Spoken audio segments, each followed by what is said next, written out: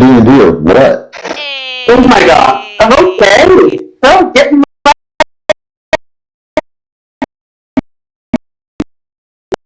combat, and Dippy had ducked out at that point, and the recording cut off there. So would anybody kind of like to update her on what happened? We all died. Well, yeah, I mean, like, that's normal, though. So, these are our new character sheets.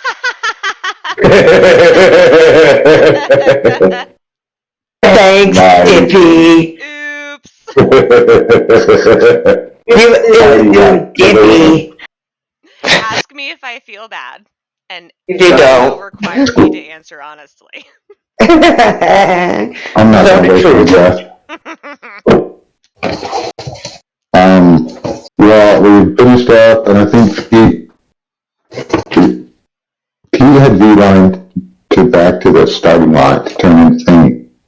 Not to the starting line. You had got to the entrance of the cavern. Oh, whatever. I don't know how far he got. Yeah, it was blocked by the other group coming into the cavern at the same time as you were trying to get out. I don't think we're aware that it's literally blocked, but yeah, remember he came back to help us with when you realized she was stuck in the mouth. You came back to help us get her out. Yep. He got 8. Geico. Yeah. I distinctly remember pulling Geico out of said shark. Yes. Yes. Yeah, with the assistance of Pete. Yeah, with Pete, Giorgito, and Queequeg, the cesarean section, the dead shark that had been killed by the pit. The shark actually took the rest. Yeah. I was saying, Nat 20 grabbing the dagger and helping finish the shark. Yeah, eviscerating the shark. And the shark had actually been done in by the roar of a zombie kitten. Yes. Having huge amounts of damage done to it by Tazcool. And the other group swims into the chamber as you're dealing with the corpse of the collective. Is that correct? Is that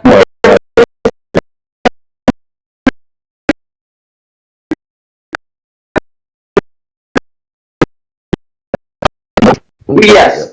Well, you did yell very loudly, and the waves of sound ripples of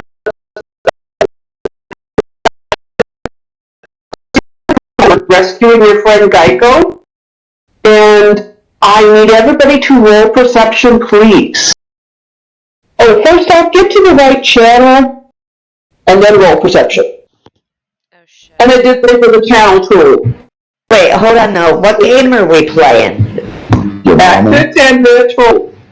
No, see, on mine it's called Nether Deep in It. Okay, well that works.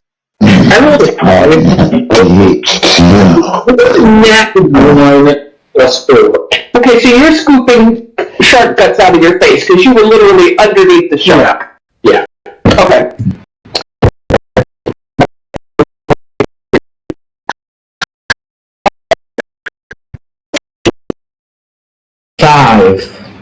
Okay, yeah, Tazcool and Queequeg are covered in shark guts. And but the rest of you are, while you're not completely distracted, and you realize that the dying shark in its death throes had slammed into the stone pillar at the south end of the cavern. The pillar that was already creaking and rocking from the force impact of Tazcool's roar. It cracks under the force, teeters down, and crashes against the soft south wall, which breaks apart and slowly collapses, revealing a passage beyond it. And as you're there, sort of blinking a little bit in the distraction of this wall collapsing, golden light seems to emanate from this passage. I like gold.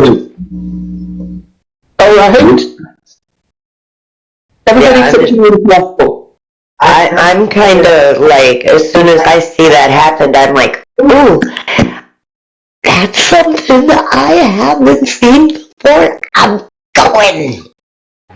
Alright, so you're headed for it. Jojita's headed for it. What do you do, Pete? I'm headed for it. In fact, I'm gonna swim by and like scoop up Evie.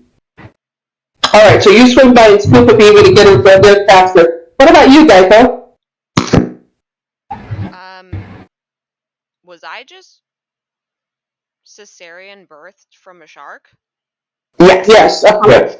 Yeah. In the best Jim Carrey rhino birthing frickin' visionaries. Okay, yeah, Geico is a little bit shell-shocked.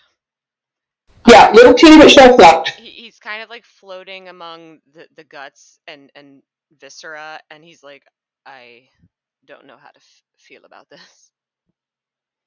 Right. So you and Tazquil and Queequeg kind of collect yourselves, clear the goo out of your faces, and after a few seconds, the three of you notice that at the mouth of the cavern is the other team looking in, kind of stunned at the condition of the cavern and the fact that there is an eviscerated giant shark in the middle of it.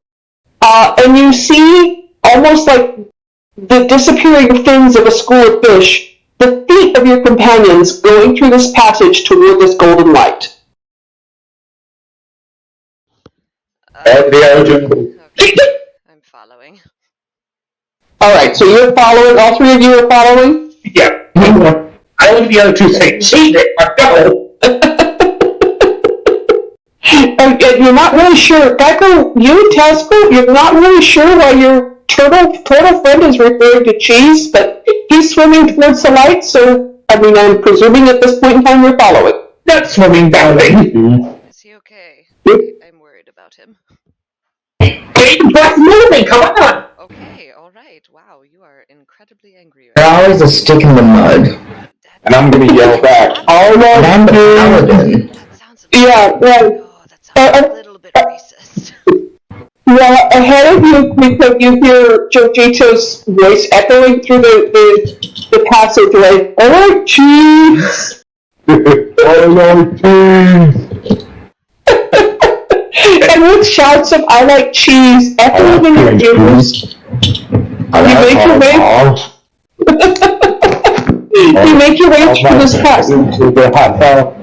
Good grief. And the other group swims up through the entrance to the passage, makes their way sort of behind you. They're kind of following behind you, a little bit disoriented, because, there's a giant shark that's kind of bleeding out in the middle of the room. But the cramped passage that you're swimming through becomes vertical, and golden light radiates from the upper end of it. And as you swim, you break the surface of the water and emerge into a glowing, air-filled chamber. And you're looking around, and the watery environment gives way to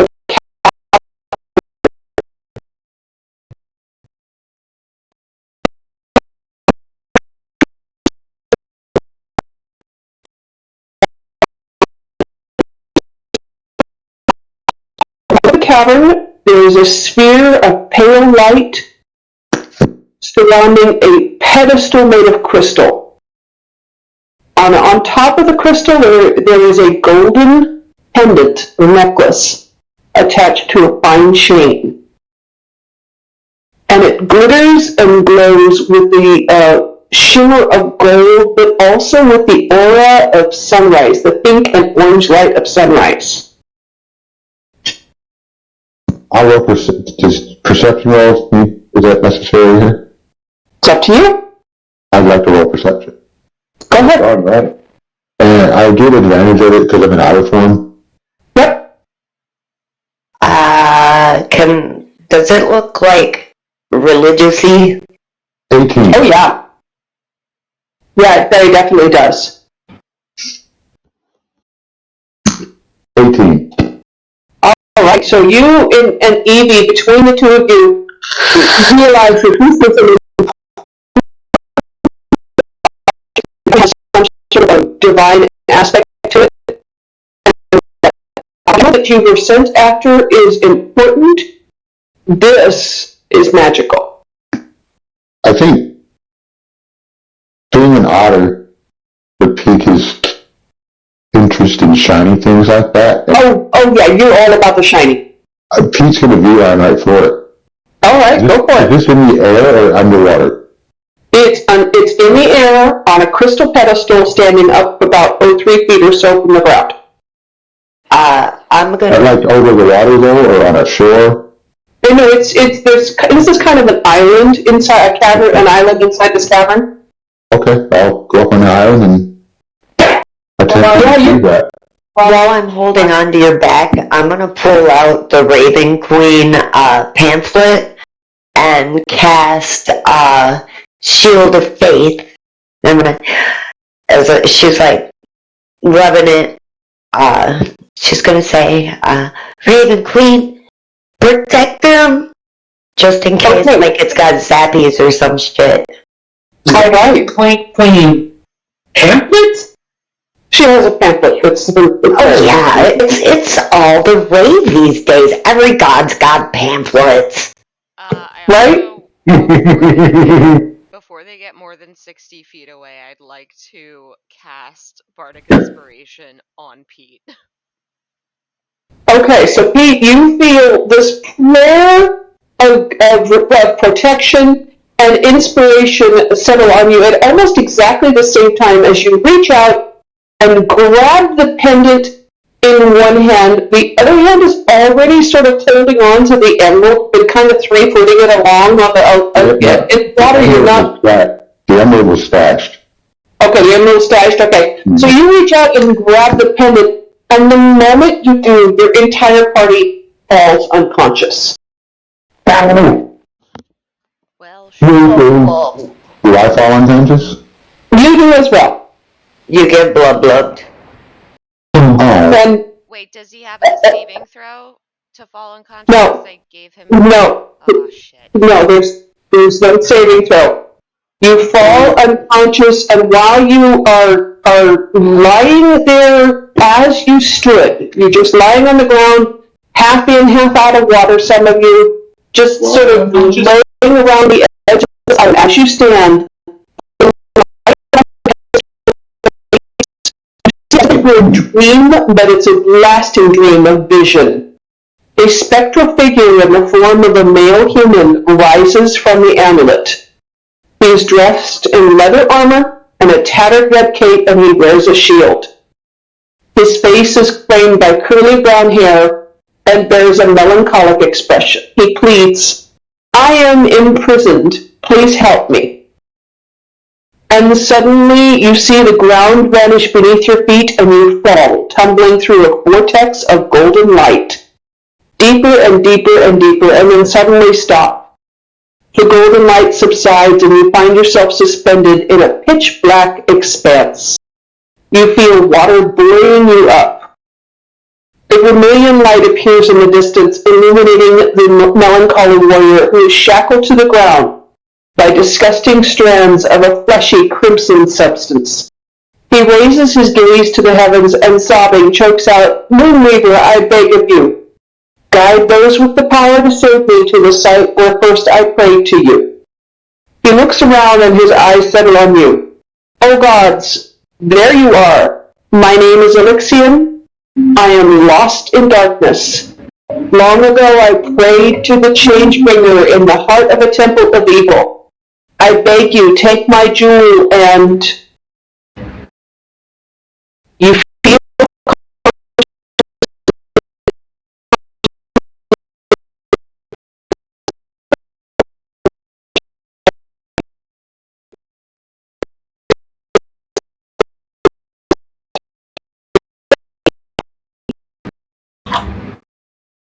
and I'm going to go ahead and put all of that in chat so you can read it for yourselves, because hearing me read it is one thing, but reading it for yourselves means you retain it. So 1 second here. Book interested the Goliath, can I roll an insight check to see if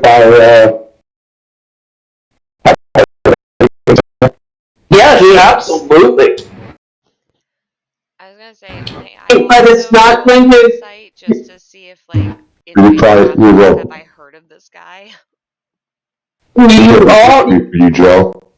you all can roll. higher? Doesn't matter. It's still a history check. History check. Yeah. Religion. You all can roll that, but it's not. Your rolls are not going to take effect until. That sucks, because look how good that roll was, Corey. So wait, Oh, what's yeah. the What'd you roll? history? 18 for a 23. For you, it's insight. Okay. That's good though. Is he a religious figure? He keeps mentioning God. Okay, that's all right. I'll take the insight into account as well. What dog? I was asking Joe what his religion was. Religion, I get a +1. I get a +3 in history, I get a +1 in religion. Got it. But I get a +5 in insight, that's why I was hoping for insight. Got it. All right, so I'm going to go back to the story. Hold on 1 second. But you can read I put the paragraph in there for you to read. The others, what you don't realize, the others also felt disoriented, but they were not knocked unconscious. You awaken to find them attempting to rouse you.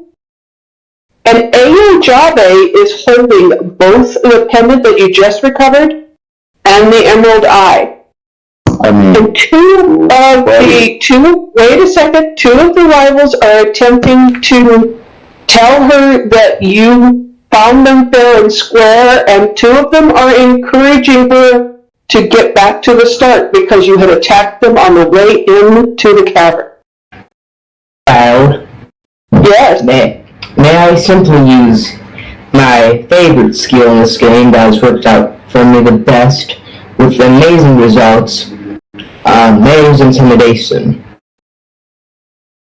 All right. What are you trying to do with intimidation? Ask AO to give back the goods, the stuff. All right. I'm going to say you roll a disadvantage. She is pissed off at you, and she just wants you to get unconscious and come back conscious. So she's not overly impressed with you at the moment. so she, Guidance. my body.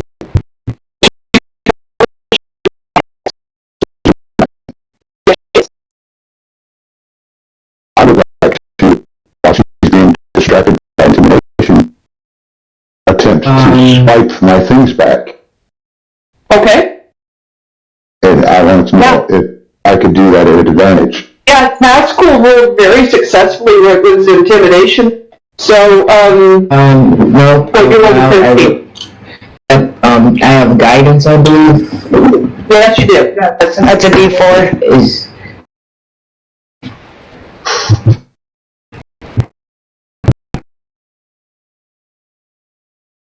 13. Okay, so with a 14, she's not distracted, but she's also not moving away quickly, so you can go ahead and attempt to use sleight of hand. Pardon me? You can use sleight of hand to attempt to get those back. Is she distracted? She's not overly distracted, but she is not moving away. Would I have advantage on my roll or not? I don't think so. Okay. I think it's a straight roll because she's not overly distracted. He only rolled a 14. Can I guidance myself on top of the guidance I have? No, they don't stack. You can get an inspiration from Geico. Which gives me 1d6. 1d6. Yeah, she already cast inspiration on her. Okay, so I'm laying on the floor right now, and Alex is he's just fat, and he's doing squats over my face. Okay. I just felt like everyone needed to know. But in other words, you're being teabagged by your husband. Yeah, he was like, "It's like Call of Duty, bitch." That's so provocative. It's just, God. Also, it's more Halo. Yeah. Welcome to married life, motherfucker. Alright, so then puts his ball down. Okay, yeah. So, what is that interference? Okay. Can you hear me all now? Yep. Yeah. Okay. So, Doc, with a 15,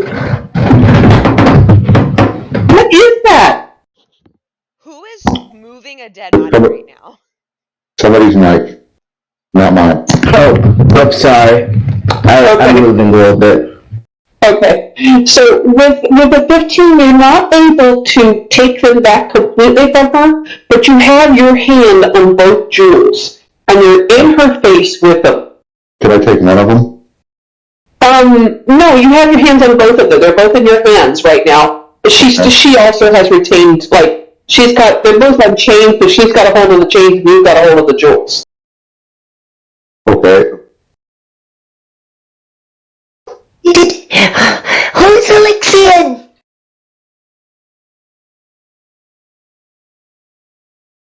Alright, and with the successful insight and religion rolls, you realize, Evie, you especially realize, this is not a religious symbol so much as it is a religious artifact. And between the discussion that you're having with Jojito, you realize that this is a vestige. You've discovered a vestige of the divergence.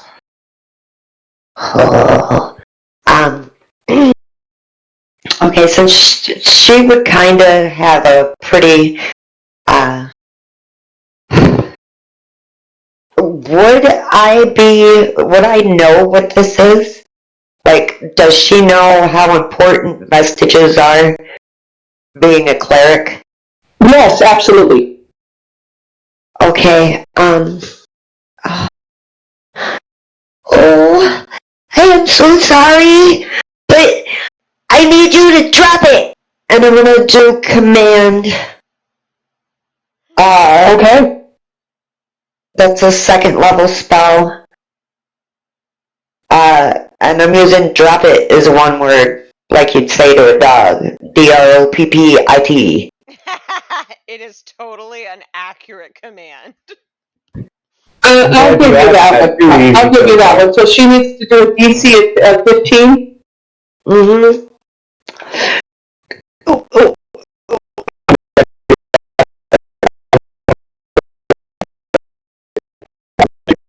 Remember that Pete and our friend was gripping both items. Yeah, so try to do a precision strike or something. I'm He's got both of them. The command did not work, but it did distract her for a second. So you all have a surprise round on her. So Evie used her turn to do command. He used his turn to try the stealth light of hand, and he's got a hold of the jewels. Am I hanging, like, from her? You're a giant otter. You're on your back feet, right in her face.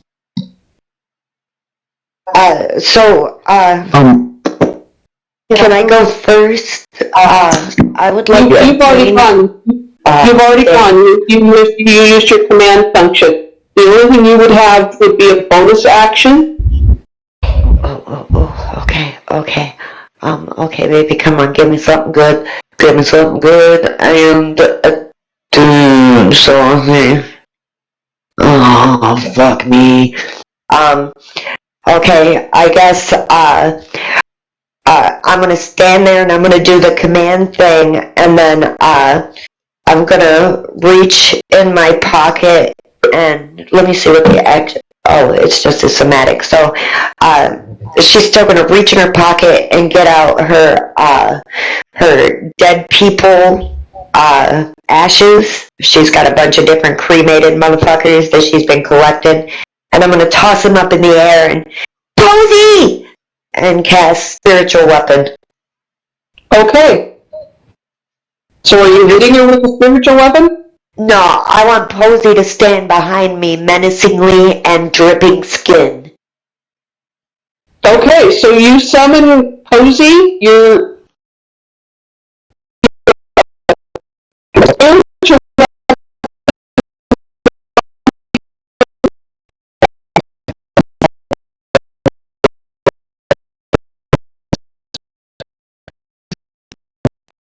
I see myself as almost kind of like my feet kind of on her thighs. Uh-huh. So what I'd like to do is come out of wild shape. Oh, okay. So you're holding on to the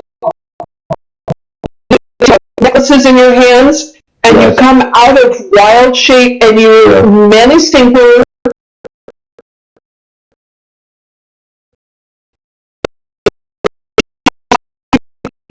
With you, holding onto these things under your bulk. And we'll go ahead and roll to see whether or not she can hold on to those things.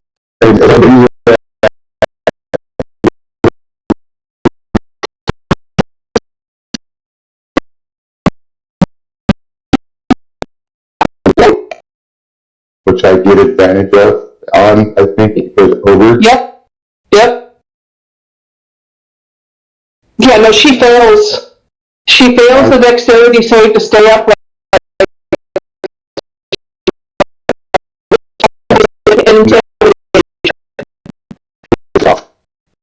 Yeah. And Ao just bursts into tears underneath you and indeed does let go of the two amulets. You have recovered them.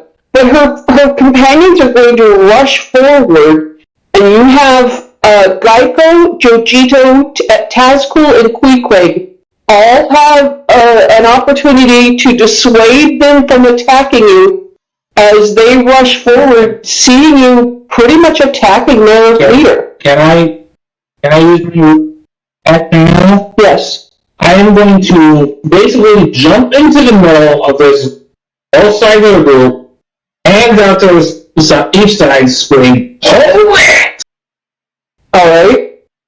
Do you have command or anything? No, I am just Roll intimidation. So Pete, you're crouching over top the body of Ao, having recovered these two amulets. I just want to say that as I recover, I would have stepped back away from her. Okay, so you're leaning over the top of her, but you're not Sure. standing. 13. As they're rushing me, they may or may not see me backing in the process of moving away from her. Okay, I'll take that into consideration. Jojito, what are you doing?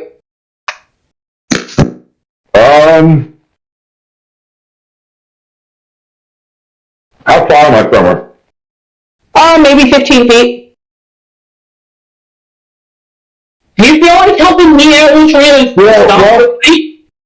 What I was, then, because of my feats, I'm up to 50 movement speed, so I got plenty of freaking movement. I'm gonna swim through her and just try to help her up. Okay, so Jojito goes over to Isaiah. Pete's retreating from her. Queequeg is standing in the middle, screaming at both sides to hold it and stop everything. Not an ineffectual intimidation roll, but not a successful one either. Tazcool, what are you doing? I'm not trying to intimidate everyone, I'm just trying to get It's done there. So many options to derail this campaign.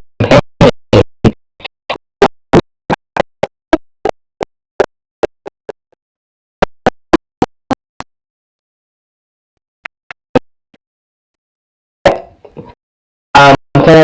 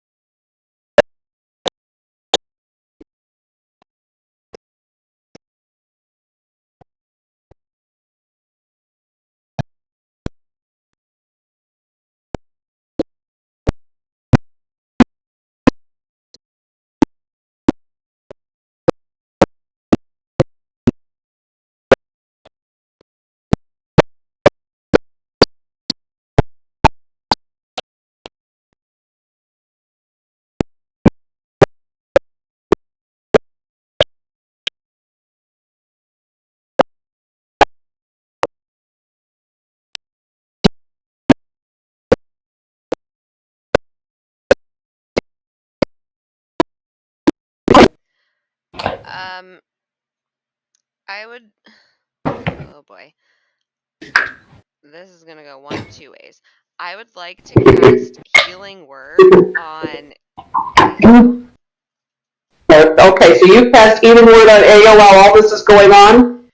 Yeah, I'm gonna like lean over her and be like, I know you kind of rejected me, but I'm hoping this will make me like a nice guy in your eyes. And then he's gonna cast it. Alright, so seven points of You healing. originally didn't want me to implant you with eggs, but I'm hoping now that I've told you, you might reconsider. Yeah, okay. Yeah, she looks at you strangely, but the watch of healing does help with the horrible bruises of the ogre falling on her. And she slowly gets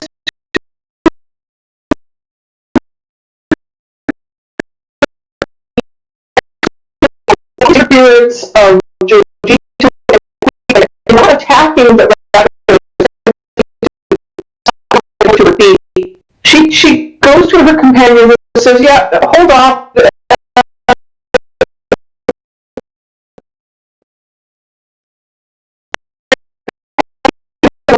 Fair and square. And she sticks out her hand, and she doesn't say friends, but she says, we're even, okay? Don't steal from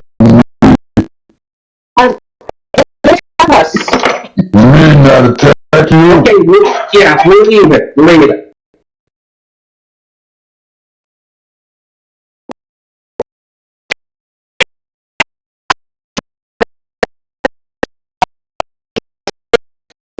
And put it in her hand.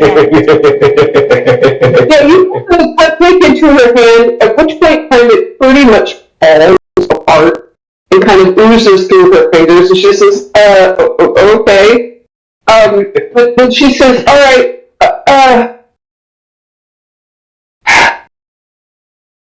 we gotta obviously take all this back to the, I'm gonna also take her hand. You guys gotta remember I'm already holding one because I was helping her out.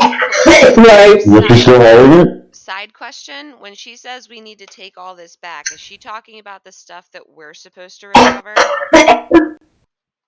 To like win? She's talking about the emerald light. She's talking about the emerald eye amulet that you're supposed to take back to recover, and the necklace that was just recovered. Oh Gotcha. no! Which I have. Do that. No, she says, Go ahead. but she says, no, you misunderstand. We're not going to take credit for it. You guys won. We're just going to help you get back.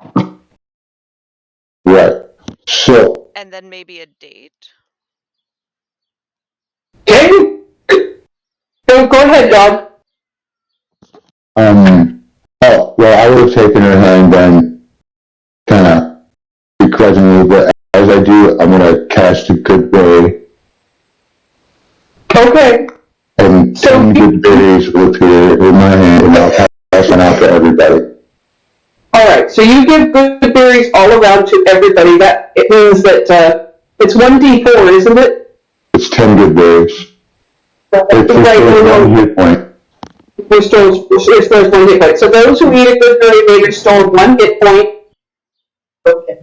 You don't have to But I'll meet you anyway, because I like food. It has nourishment for 1 day. Yeah, so you feel not just the return of a little bit of health, but you feel refreshed and like you've had a good snack, a good solid snack, one that'll carry you through, and you're feeling pretty good. And the other team takes them and says thanks. Yeah, that helps too. And you've noticed a few of them are a little bloodied up. They didn't have an easy time getting through that other passage. I would use cure wounds on them if they need it. Okay. Maggie Keen Eyes is chewed up quite a bit, so she steps forward and lets you do that. And that is, I'm casting it at, I'm new at spellcasting, 2nd level. Okay. So, 2d8. Alright, so go ahead and roll that. While he's working on Maggie, I want to go up and, Maggie? Nice. I hope you're not mad. 9 hit points. Okay. I want to take the medal of metal and put it on around her pinky finger. Can I re-roll that? Yeah, go ahead. Because there's actually a tag for the spell. Oh, okay, go ahead. 14 hit points. So Maggie regains 14 hit points, and you wind the medal of metal around her finger as she's playing. And you have healed her up from the damage done by whatever it was that was chewing on her. Did you give the 1 point for the good berry? Yes, I did. Sweet. Yeah. And Aya looks at you and says, yeah, you guys are... You didn't play fair at the beginning, but you're not all bad. And I kind of understand it. It was a contest. We might have done the same thing in the same circumstances. And the wizard that is with them, the drow wizard that is with them, holds up his finger and says, yeah, no, I definitely would have done the same thing. Do you have a question? Yeah. I'm going to look at Ale and ask, what do you do over here do? I'm pointing at Tazgul and Geico. And she said, well, it was, I don't know what it was, but it was like, all of a sudden they made us really scared, and they kind of yelled at us, but it was like, we're gonna yell, and it caused us to like stumble and take some damage. I'm good with words. Good at yelling. No, Yeah. I didn't yell. I actually whispered. That's it. That's Yeah. the spell. I just whispered. And so everybody just takes his hand up to his beak like he's pinching a nose. Yeah. So Queequeg's standing there with one hand on the side of his shell and the other hand on the bridge of his beak, making the universal exasperation pinched nose pose. But he realizes that Geico and Tazgul together are formidable. And Ayo says to you, Pete and Jojito, as you're there kind of helping her up and getting everybody healed up, we should get the step back. What was all that at the end? Why did you guys all pass out? I'd like to know that myself. I don't know. I am quite sure we all had the vapors. Something about an elixir. Something about an elixir. Have you ever heard of it? No, I have never heard of elixir. What is is it an elixir? What is it? Some guy named Alexia. He was asking for help. It looked like he was trapped somewhere. No, I mean, they told us about this emerald, but what is this other thing? Yeah, That's a vestige of divergence. Wait, what's a vestige? No, wait a minute. Nobody said anything about any vestiges. It wasn't in the main part. Tazgul here, he did his yell thing again, and then the bird fell, and then we came in here, and there was gold light, and then we were in the void, and then there was a guy, and he was being held together by zombie tendons to the ground. And as you guys are standing there, sort of standing around, you hear Evie giving this very convoluted explanation that is actually accurate but confusing as fuck. And the other team is looking at her like she's growing another head because they do not understand what she's saying. And Ayo finally says, "Fine, I mean, I don't get it, but let's get out of here. Get back to the beginning. You guys won. It's all going to be good, and we'll have a drink, okay?" Yeah, near as I can tell, the emerald had absolutely nothing to do with that vestige thing. The emerald was hanging off the shark they killed. Oh, you killed the shark.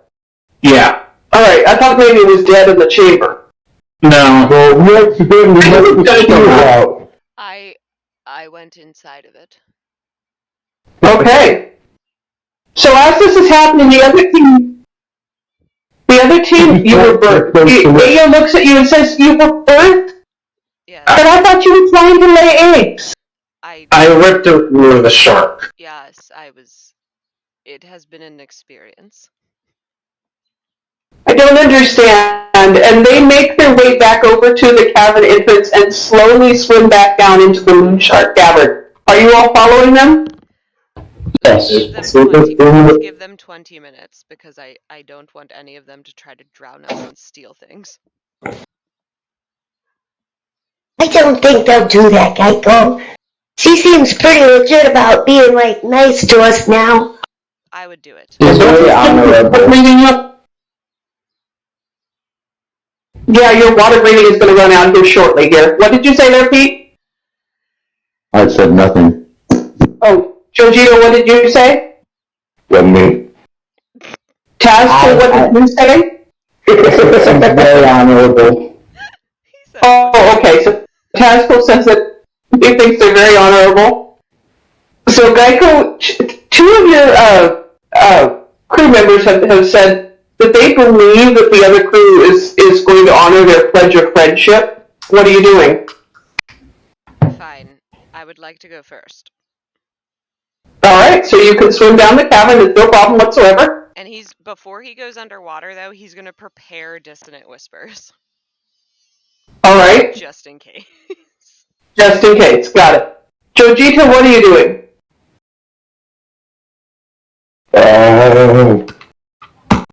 I guess for right now we're just swimming back, right? Yes. I will remind you that up until the time the pillar fell, you were pretty intent on finding the spear that was lodged in the side of the shark. Yeah, but then, I would like to have the spear because it could be a new pole arm. But do I have the breath for that? Because you had just mentioned that that's what dissuaded me. You're running out. You think you've got about 10 minutes or so left of the potion. Alright, and then, holding my breath after that is my constitution modifier, right? Yeah. That would be, 3 minutes after that. Right. I'll just hear it. Okay. So you quickly get back into the other chamber and you're going to take one more look for the spear. I need you to roll perception, and you have advantage on rolling it this time because Queequeg said he would help you look for it. Gotcha. First rolling now. It's on the He rolled with advantage. Help action that she can get first roll was 6, and it was the second one.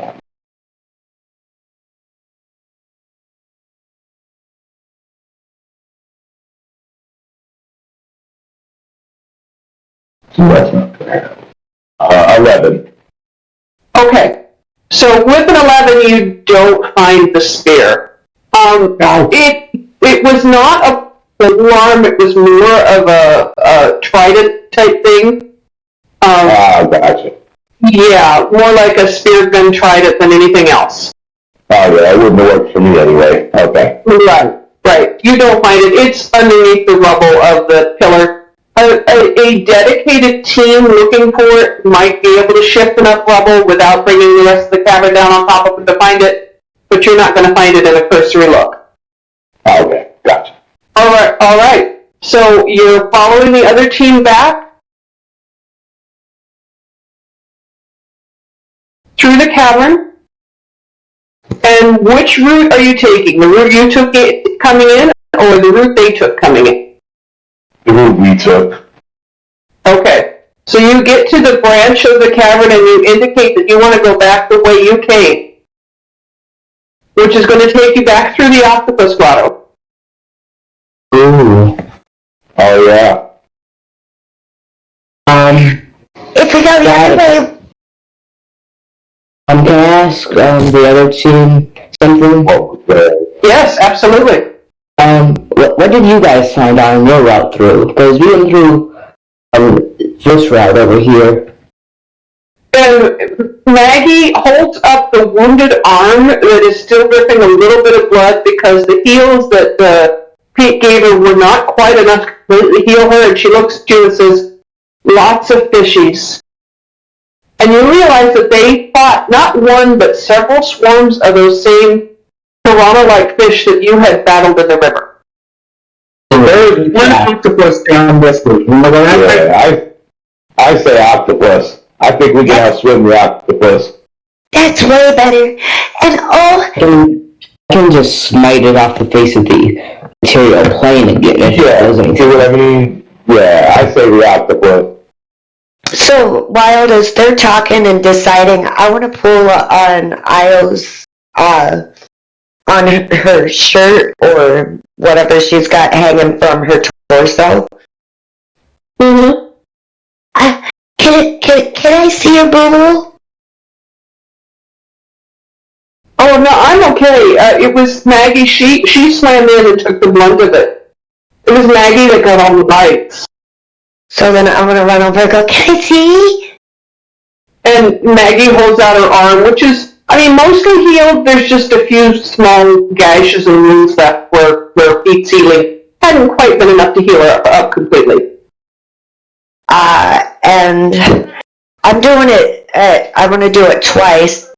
Thank you, honey. So 6 for the first one. And then, let me do it one more time. Come on. Ooh. And 8 for the second, so for 14.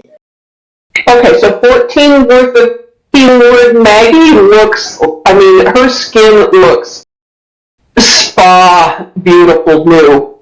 There's not a sign of a scar on her. There's no blood whatsoever. She looks at you and says, "Thank you," in her low, gravelly ogre voice. As you realize between you and Pete, you two are a super effective healing team. And you brought She kisses the boo-boos. Okay, so you kiss the boo-boos. Yeah, all of the wounds on Maggie disappeared underneath the kisses of this little girl who was part of your group. And, the rest of the group goes, "Ah, bless," type thing. And even Dermot, their cleric, who's out of spell slots, or he would have been doing more healing himself, it pats you on the back and says, "You do good work, dear." We just, kind of on a goblin patting you on the back, but there it is. It's okay. It's not my power. It's the Raven Queen's power. He says, "I understand." And he says, "She has gifted you with great power indeed." As you make your way back through the long chasm of the spell-covered rock with the current, and into the chamber of the octopus. And there's now 11 of you. It's not just your party of 6, it's also their party of 5 swimming through. And you see a cloud of ink and a retreating tentacle. As the octopus does, what octopuses do in the circumstance where there's overwhelming enemies, retreats into his rocky grotto. And you all make your way out relatively safely through the morass of the octopus grotto. Okay. Yes, Casper? I was thinking about something, but I won't do that. That'd be unnecessary. Oh, what do you want to do? I was thinking about casting Compelled Duel. I haven't used that spell. I have one spell slot left. I won't do that. Oh, okay. So you contemplate it, and you all see Tazcool standing there, kind of one hand up beside his face, his chin, as he's thinking about it, and then he shakes his head and says, "Yeah, no," and follows you out of the chamber of the octopus, back through the kelp forest, back to the cave entrance. And as you swim out through the cave entrance, your water-breathing potion gives way, and you break the surface almost out of breath, but barely making the surface of the water. Pete, you have the 2 amulets in your possession. As you all make your way arrive back to the dock, and Elder Colbukers and all of the people there of Jigal.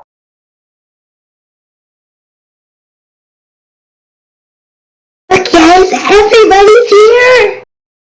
So, The doggone waiting away.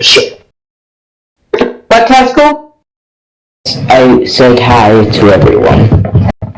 All right.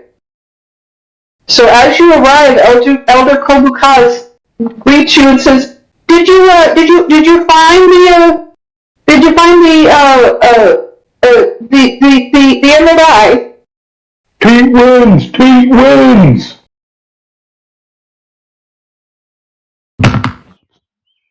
Pete, are you handing him the Emerald Eye? Oh, yes, I'm sorry.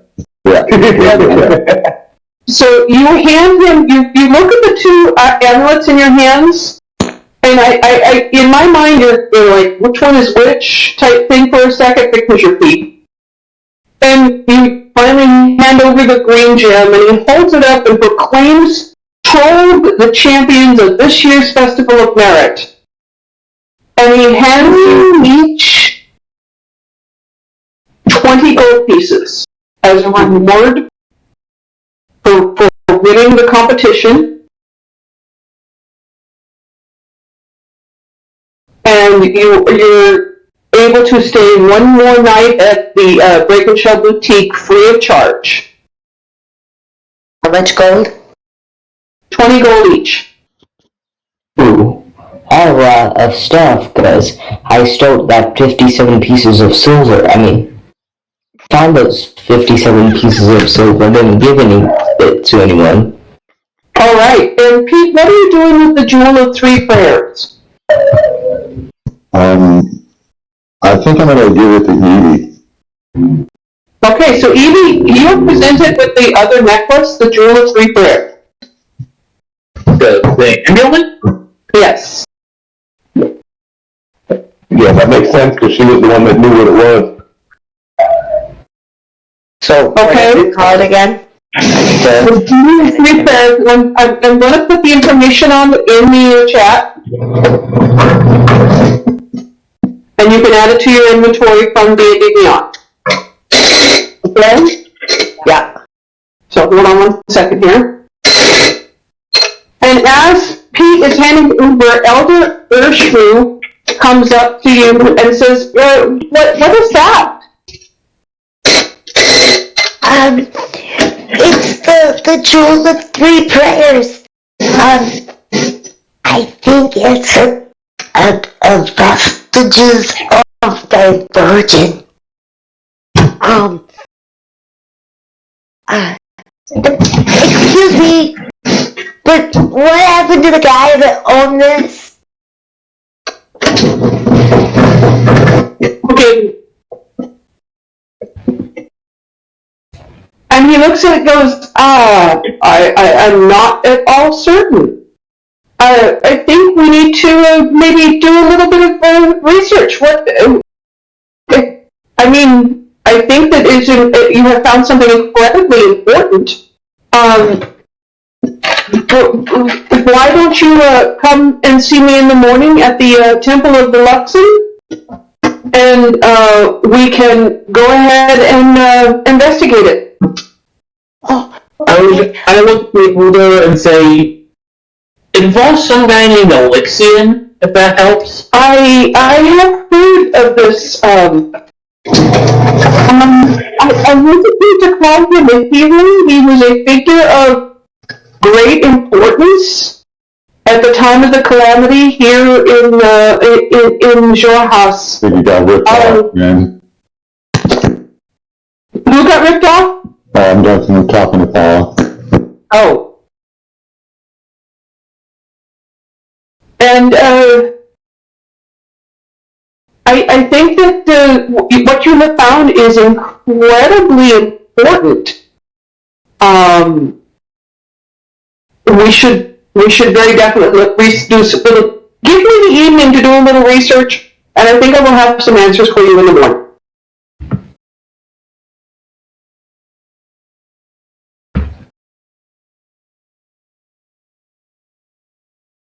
sounds good. Alright? Yeah, now, how about those drinks? I want milk. Alright, so you are journeying back to the Break and Shell Boutique as you finish your experiences with the Festival of Merit, and you have been awarded the cash prize for finding and retrieving the Emerald Eye, and the celebration goes on around you. You receive the congratulations, the accolades, the slaps on the back, the praise of all of the other people of the travel. And you make your way to the Break and Shell Boutique, where Gorbinga welcomes you and says, you're returning heroes. This is wonderful. This is marvelous news. I'm so glad that nobody got hurt. Well, seriously hurt anyway. What do you have? What do you have? Everything's on the house tonight. I want a sandwich. And she says, sandwiches? I can do sandwiches. We got sandwiches. Anybody want anything else? Burger. Burger? Okay. Big fat juicy burger. Burger. What do you want? Something seafood, something big. Something big. Okay. Tower of seafood coming up for the total. What do you have, Mr. Dragon there? I don't know. I'm not really a food person. Okay, so you're not a foodie. You want a burger like your Goliath friend here? Yeah, sir. Alright, we got lamb burgers, if that's alright with you? Fine by me. Fine by me. Alright, and you, my dear, half-burger, what are you having?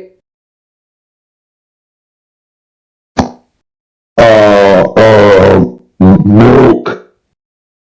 Well, besides milk, are you having food? You have to be a little bit hungry.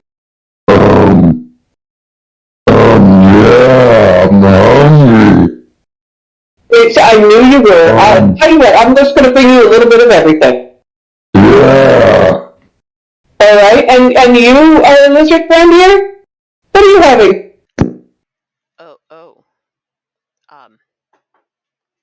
Do you have,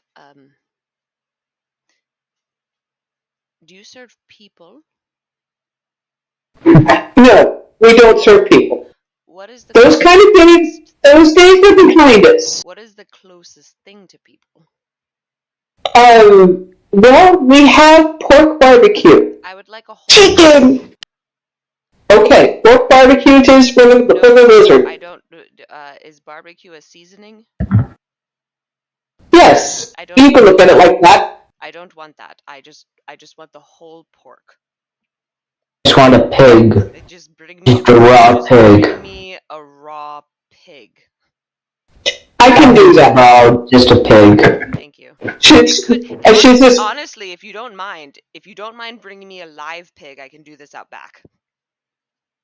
oh, well, you know what? Why don't you just head on out back and tell one of my keepers out there that I sent you out to indulge yourself. Yes, thank you. And he's just gonna get up and walk out. And you're accompanied by Dermot, the goblin from the other group, who's also going to indulge in freshly killed pig. Oh, would you like to share a pig with me? Yes, absolutely. Oh, yes. And he high-fives him on their way out. Right, so you make your way to the backyard to kill and eat your pig in peace and I want to comfort. make it incredibly clear, though, the entire inn hears the squealing of a pig that is not being humanely slaughtered. It's being eaten alive. Yeah, you guys are brutes, both of you. I mean, it's a goblin and a lizard folk. It's not pretty cool. No, Yeah. it's not pretty at all. Yeah. So I'm going to use, which one do I got? I got thaumaturgy. So I'm going to use it to, the sound of thunder inside over the table so we don't have to listen to it. Oh yeah, and you create the sound of thunder and Gorbinga looks up at the rest and says, that's weird. We weren't expecting rain. and then she realizes what you've done and says, oh, well, thank you. Yeah, that helps a little bit. But to be honest, the patrons of her tavern lean heavily towards orcs, half-orcs, hobgoblins, bugbears, and goblins. These kind of sounds are not abnormal in Jigao. And truly the only ones who are discomfited by the sounds are your group and the other group of adventurers who also don't share the proclivities of your lizard folk and their goblin. As they also indulge in, barbecue and sandwiches and seafood and what have you, and a raucous time is had. As you get to know and appreciate the other team, are you doing anything to make this friendship, to cement this friendship, or to prevent this friendship? Not you, Geico. You're cementing the friendship by sharing pig with a goblin. Don't everybody talk at once. I wouldn't mind having a good conversation, but I don't know what I could do. So, guys, how long do you guys been together? And Ayu looks up and says, "Oh, only a couple of months. We've been traveling. We started out in Azarias, and we've been traveling, kind of doing the contest circuit. Trying to look for more. It's easier to find jobs as a group than it is to find jobs by yourselves." Well, that makes sense. I've been enjoying groups here lately. Larry's been a loner. Yeah, she looks at you and she says, "Well, don't you guys always travel in a herd?" We do. Well, as you know, Goliaths are normally bald, no hair. Well, with me having this long hair and goatee-shaped thing, I was quickly shunned from my herd. Oh, I see. That's too bad, because, gotta tell you, you're rocking the locks. You look kind of good. Well, that's why I decided to keep it instead of shaving it off to fit in. Go against the grain, If people are shallow enough to shun you because of how you look, you're better off without them, honestly. Same as I say, better off without them. Yeah, you guys now look at you. When it comes to looks, y'all are quite different. I suppose you're stellar representatives of who you are, but face it, it's not every day you see 3 reptiles, a little girl, and a Goliath, and a half ogre together in one group. And I say that as a group that has an ogre in it. That's what a motley crew we are. If you look at him, you see that he is very, very daintily. Yeah, and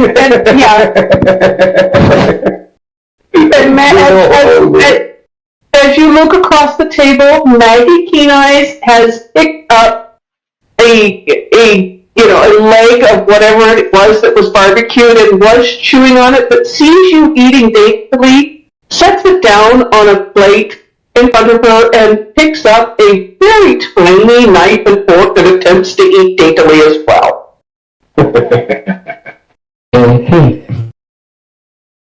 And he's just kind of looking at the gem and spending time with it. How does she attune to it? Well, you attune to it by concentrating on it for an hour. Oh, she's definitely concentrating. Boy, Pete, I think you got an admirer. Huh? See over there? She's copying your moves, bruh. I think you can get that. Oh my god. What? Get what? New friendship. Oh, new friends. Be like new friends. And Maggie blushes, overhearing this conversation, but smiles at you both. Yeah, I wasn't being subtle about it. Yeah, no, you weren't. And Pete's clueless. I wasn't being subtle. I was putting you out there. As a matter of fact, since they're doing adult stuff, she's gonna take the necklace and sit underneath the table with her sandwich in one hand and the jewel in the other.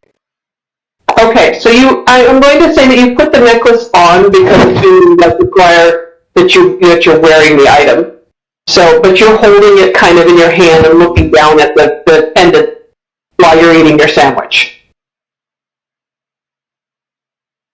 Okay? Mm-hmm. So you're under the table doing that. Yeah. Who is All right. outside with? Jermont, the goblin cleric from the other group. Okay, while they're finishing up the pig, Geico's gonna kind of like eye him sideways. Do you? So, wait, you're a lizard though. You're a lizard though, so if you eyeball somebody sideways, would it just be regular? It's mostly regular. It's just one eye on that side of my face looking at him. Right. You got those gecko eyes, don't you? Yeah, and I'm also like actually licking my eyeballs as well. Nice. Right, yeah. Okay. And I just so very plainly ask him, what are you doing after this? Do you want to sit on my eggs for several weeks? he looks at you. He looks at you and says, "What eggs? I don't see any eggs." I can lay them. You can lay eggs. Yes. All right. But I just don't have time to incubate them. So if you wanted to sit on them for a while, I would pay you for that. And he says, I'm not going to lie, I might do it, but we're supposed to be traveling too. I'm probably going to travel with you wherever you guys are headed out. And I don't think I can do that and travel. And besides that, I get the feeling that if I sat on eggs for more than like a day, I might get hungry and then I might eat the eggs. I appreciate your honesty. You don't have to be my layer of eggs. You can just be my friend. Oh, that sounds good. And he sticks out one very gory, blood-covered goblin hand to shake hands with him. And Geico sticks out an equally disgustingly visceral covered hand and shakes it. Okay, so you have made friends with Dermot. You can go ahead and note that if you want to. And as the evening passes on, Tasco, what are you doing? Friends at all. He's not like a loner, just doesn't like friends. Alright, so you're kind of sitting at the end of the table, eating food and just kind of watching what's going on around you, but not actively trying to talk to anybody? Yeah, at school, was friends, pretty much everything boring other than fighting and stuff. Oh, right. Okay. He doesn't find kinship or anything of that nature fun. Alright. Okay, so as you're sitting there at the end of the table, just kind of, alright, I mean, this action's over with, I'm kind of bored type thing, and it's obvious on your face that you're there, but the food doesn't really interest you all that much. And the conversations that are going on around you interest you even less. And Urzan, this bedraggled-looking human who is part of the other group, comes up beside you, sits down and says, So what's your deal, mate? I'm a paladin. I'm definitely a fighter for sure. What's your deal? Throw me on the road. What? A thief, dude. A thief.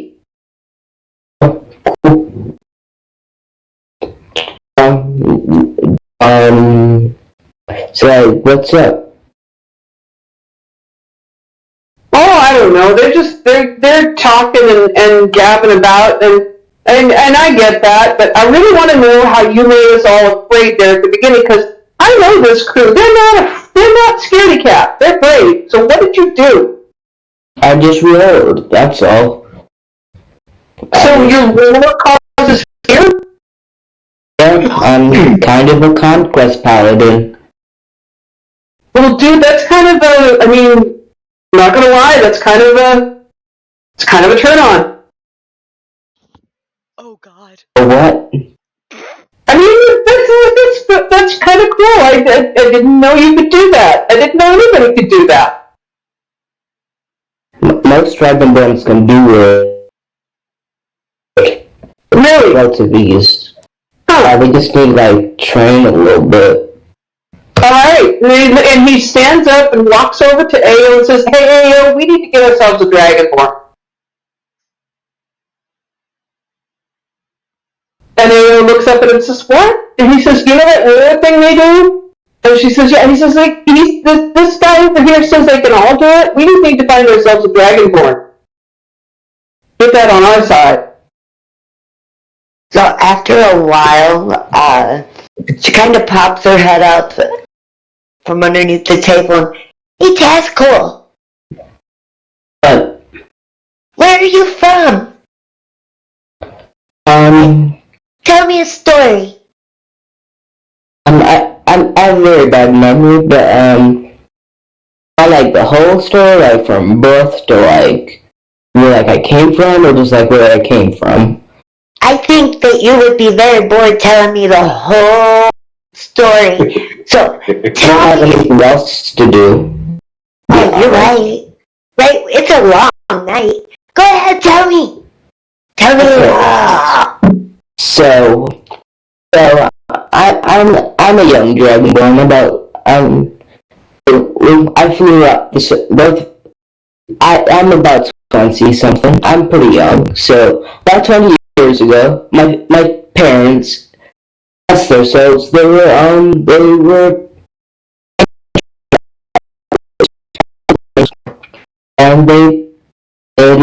that was just kind of like their hobby and stuff. They're honestly very good adventurers. Did they take you on adventures too? No, they retired.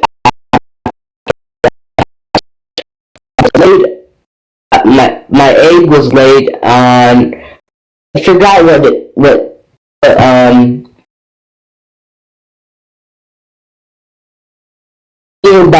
what plane he was born on. Okay. I believe it starts with an A. So were you born on this plane? Nope. I was born on. I believe it was the plane that was all about war and stuff. Plane of infinite battle. Oh, okay. Okay. Oh, that's why you're so bored. But I believe it was called Acheron.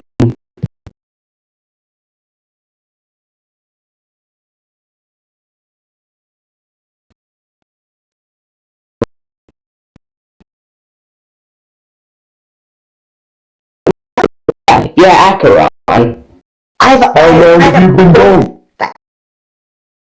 Sorry. No, go. Go ahead, How long Jody. have you been going? What do you mean? The macaron. I was only there for like a month when I was an egg. I actually hatched on like the material plane, to be honest. Well, Wow, you were doing adventures before you were even born. That's so cool. And after that, my parents, they had like 2 other children, I believe, and they retired to a small cottage. And after a while, I just decided to go on a mission and become a paladin. That's about it. That's my story.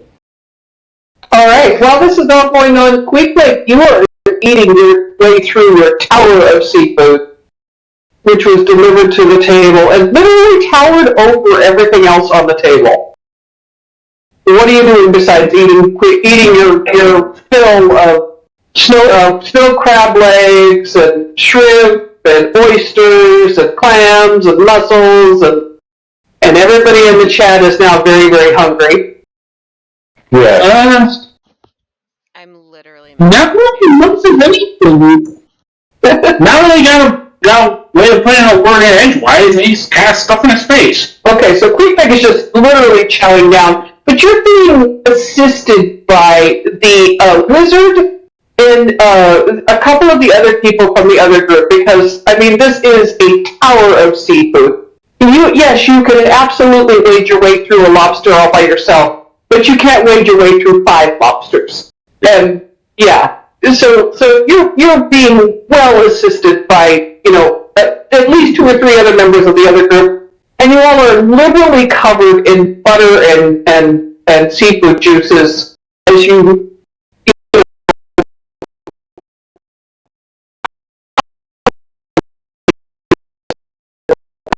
regaling the crowd with your origin story, as it were, under the expert grilling by Evie. Geico, you and your friend make your way in from the back and sort of clean yourself off under the water pump right beside the back entrance to the tavern as you climb the back leg of the tortoise back into the tavern. And you find yourself entering the room where you see your companions in conversation or in mid-chew with all of the other group. Oh. We made friends. So it would seem. Well, I mean, you and I made friends. It looks like they did too. Yes, you and I are clearly, obviously, best friends. I wasn't expecting this. Are they eating seafood? We should have some. Yes, absolutely. I want one of the crab legs. Just focus on the crab legs, because I'm pretty sure our friends are also covered in butter, and I don't know how to feel about that. They do look tasty, don't they? Oh, they smell so good. Yeah, so the two of you semi-cannibalistic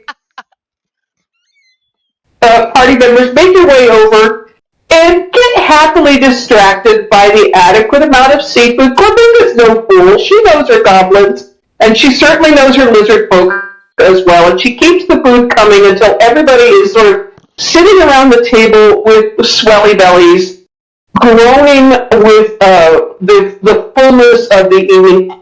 Even Maggie Keen Eyes and Pete have had their fill. As the evening wears on, is there anything you want to do? It is now full dark outside. I have a plan, but I'm not going to execute it until everyone's asleep. Of course you do. Do our rooms have, like, fireplaces in them? No, they don't. Because you are on the back of the tortoise, the fireplace as such is more in the way of a brazier type thing in the center of the main room, and very carefully tended to make sure that it does not harm the beast. Oh, Geico's he's gonna totally ignore his room and just curl up right next to the brazier. Okay, so you find a place to curl up right next to the brazier. Where are the rest of you doing? What are the rest of you doing? Just giving a little balcony having a smoke. Okay, so Queequeg's out on the front porch having the smoke. There's pipe. Jojito? What time of evening did you say? It's full dark, like 9-10 o'clock at night.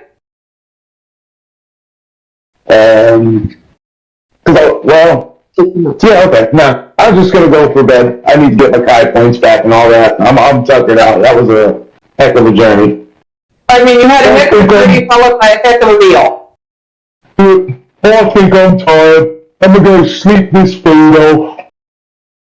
Alright? I cannot remember who your roommate was. I think it's Queequeg, I think. So you tell Queequeg that you're headed up to the room. Queequeg's out on the front porch having a smoke, and he nods at you, lifts his pipe in acknowledgement, and continues smoking. I'll be up there in a little bit and check out. Nice. Alright, I'm gonna go deliver half a freaking food pregnancy and crash out for the night. Jesus. Right? So you make your way upstairs to do what you need to do. Tazcool, or Evie, what are you doing? I'm gonna be Waiting on Tazcool because he said he had a plan. I'm gonna wait for everyone until they go to sleep, but I'm gonna take a short rest right now. Okay, Evie, what are you doing? A little bit earlier than everyone else. Okay. Evie? Yeah, so it's when you come up to us, she's sitting there on the bed in the bedroom, and Pete's next to her, and she's got the book, and life isn't fair, it's just fairer than death. That's all. And she closes the book, and that was a fun book, wasn't it? Oh, Even anyone. the same book? You wanna watch, you wanna read The Princess Bride again? Yeah. Okay. As you wish.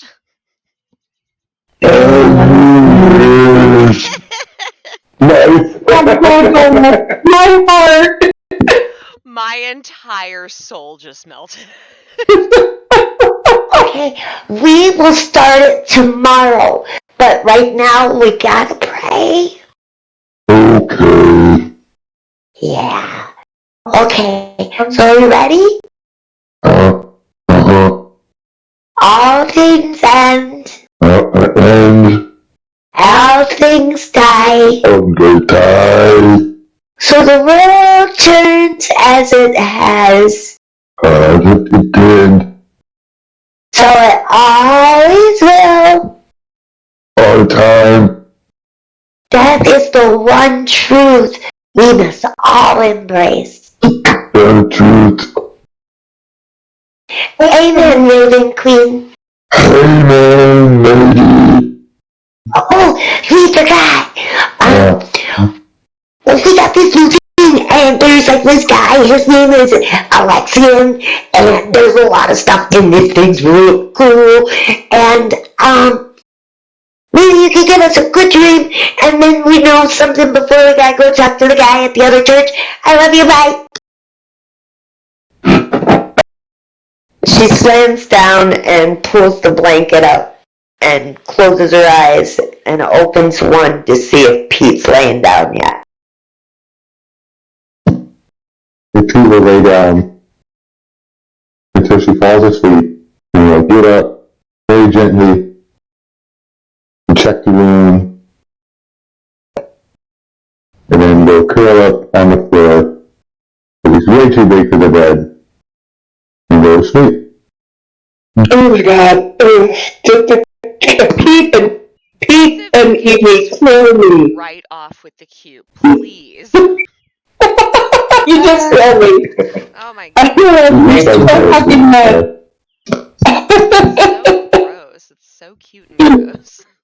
Alright, we're going to take a quiet 10-minute break here while you guys, it's 8:30, let's take a 10-minute break or so, and we'll come back to find out what Tazcool is doing for the evening. Oh, good. I do have a question for Tazcool. Are you doing this in the main room? What? Whatever you're planning on doing. Are you doing it in like the main common area, or are you going outside?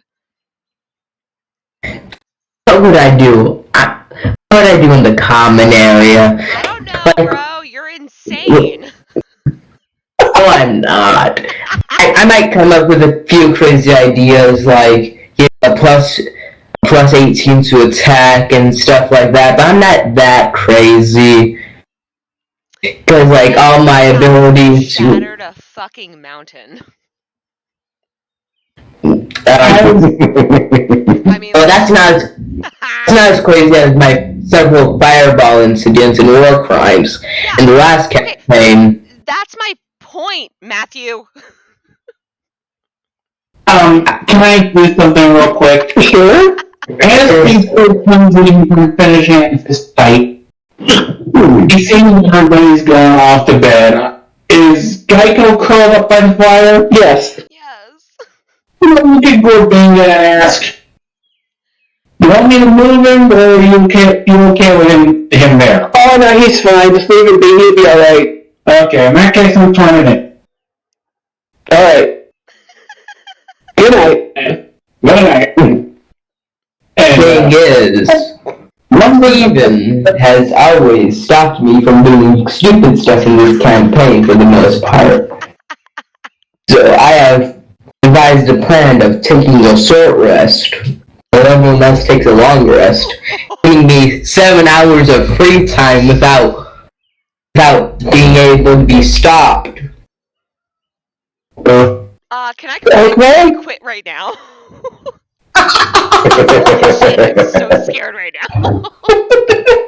Well, we're taking a 5-minute bathroom break and all that while he gets his notes together with what he's going to do. We'll find out what he's going to come up with here in a few minutes.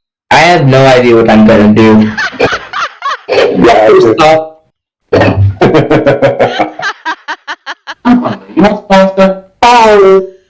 my god. Awesome. And this is why I love our group. Right? Just, it's like...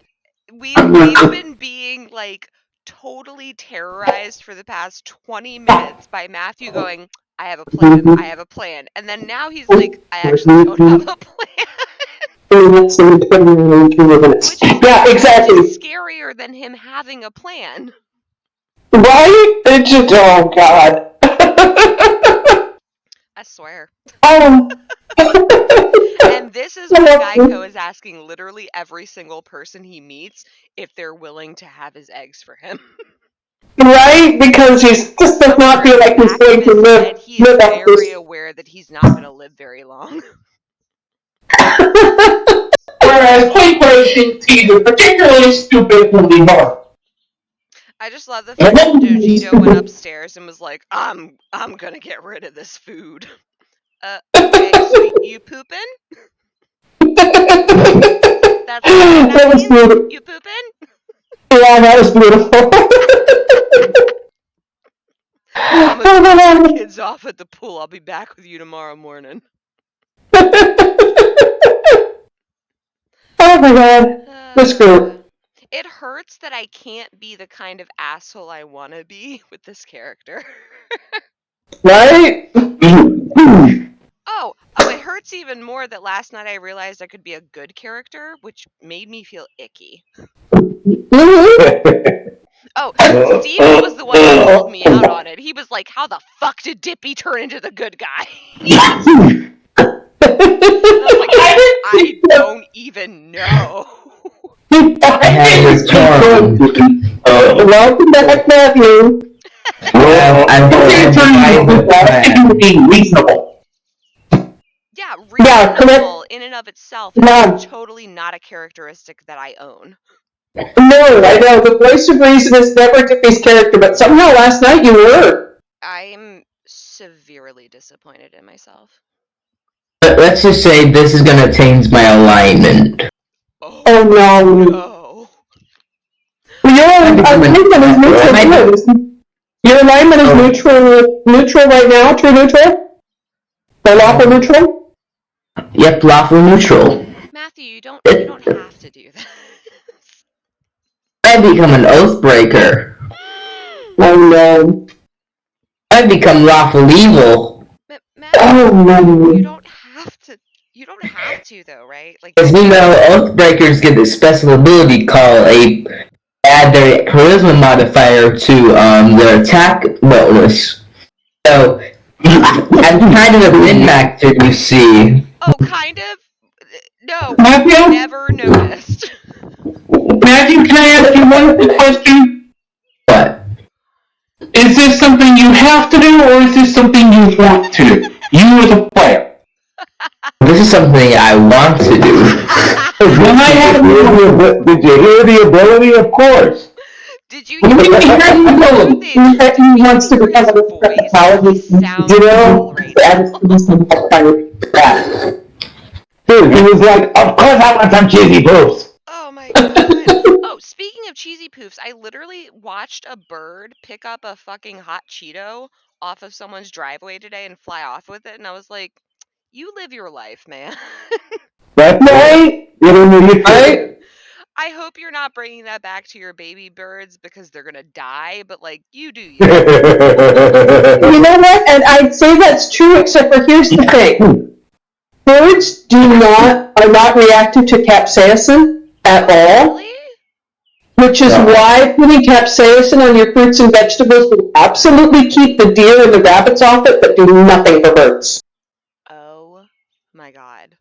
That makes so much sense. Yep, so they don't react to it at all, they just eat it.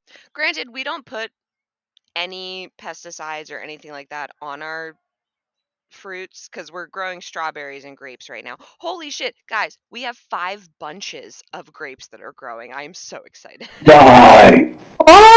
I'm so and we're finally getting like a full strawberry yield. Like, oh my god. Yeah. 10 strawberries that are almost ready to pick, and I'm just hoping that Gertrude and Larry don't fuck me up. I have a small Larry are the 2 question. birds who live in our gutter Gotcha. since last year. What, Matthew? How does one become an oath breaker? Well, you become an oath breaker by breaking your oath. So, but you are the oath of conquest, so it's going to be a little bit difficult. You have not made an oath to a deity. Okay. You did make an oath of conquest to Cord, but it's not an oath of fealty type thing or oath of service.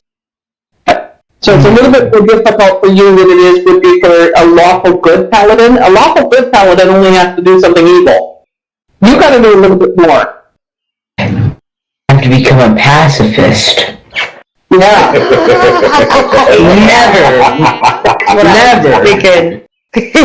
Never. God. That would be a super cool freaking thing to happen in this game. I'd pay to Holy watch crap. Matthew try to be a pacifist. It's hard. Like, I did it for an entire, like, little mini campaign. It's hard as heck. I mean, Yeah, this I is can only imagine Matt being like, I want to cast. Oh fuck! I can't do that. I can't. Doing I work. can't sleep.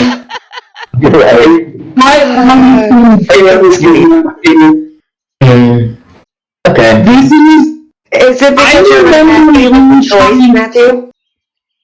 Sorry. Kind of, because Conquest Paladins are pretty bland. To be honest, they get like the worst spells list of like any paladin.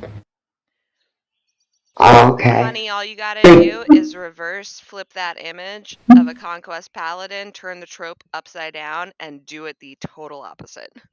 Yeah, and here's the other thing you could do. Yep. Here's the other thing you could do, Matthew, is you can change your alignment the other direction and rededicate yourself to Cord and become a different sort of paladin that way. Yeah, break your first oath still for something else, you know. I mean, you could break your oath and just like swear fealty to the egg layer, the layer of eggs. You could join my cult. It's fine. I'm welcoming everyone. Okay. You have options, dude. I'm aware. But let's just say I'm trying to get in a fist fight with an earth elemental. Oh my god! Alright, so you're Even though it let me get in a fight with an earth elemental last time. Okay, alright. Hey, I know it's only meta, but frickin' hit him once for me because frickin' he got my frickin' white suit all muddy. Little bastard. Knocked me out. Okay. I was almost dead. Quick side. If that was a crit, I would be actually like dead right now. Okay, so you could change from Oath of Conquest to Oath of Vengeance. Ooh.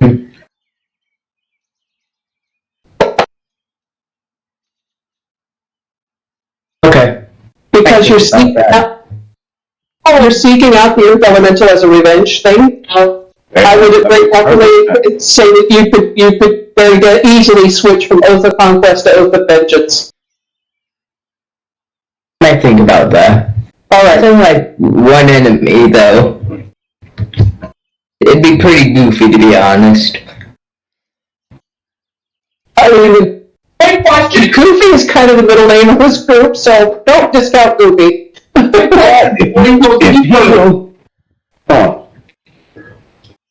has the gem who took the Earth Elemental? I think Evie did. Noodles? I think Evie has it in her bag. Because when he tried to wake up the Earth Elemental during the rice harvesting event, the rice farmer said that the Earth Elemental won't show up because we stole his gems. Right, so he can fight him anytime he wants. All we gotta do is give him the gem and, figure out how to summon it. Well, he's got to take the gems from Evie, who's currently asleep in the room with Pete. Right. Okay. Just saying, if you want to fight the Earth Elemental, you're gonna need those. Yes. Disadvantage and a -1 on stealth. Yeah. Because you're in play. Nope, I'm in chainmail. Same difference. Jingle, jingle, jingle, jingle, jingle. Play is way better than chainmail. It's cooler in every way, like objectively.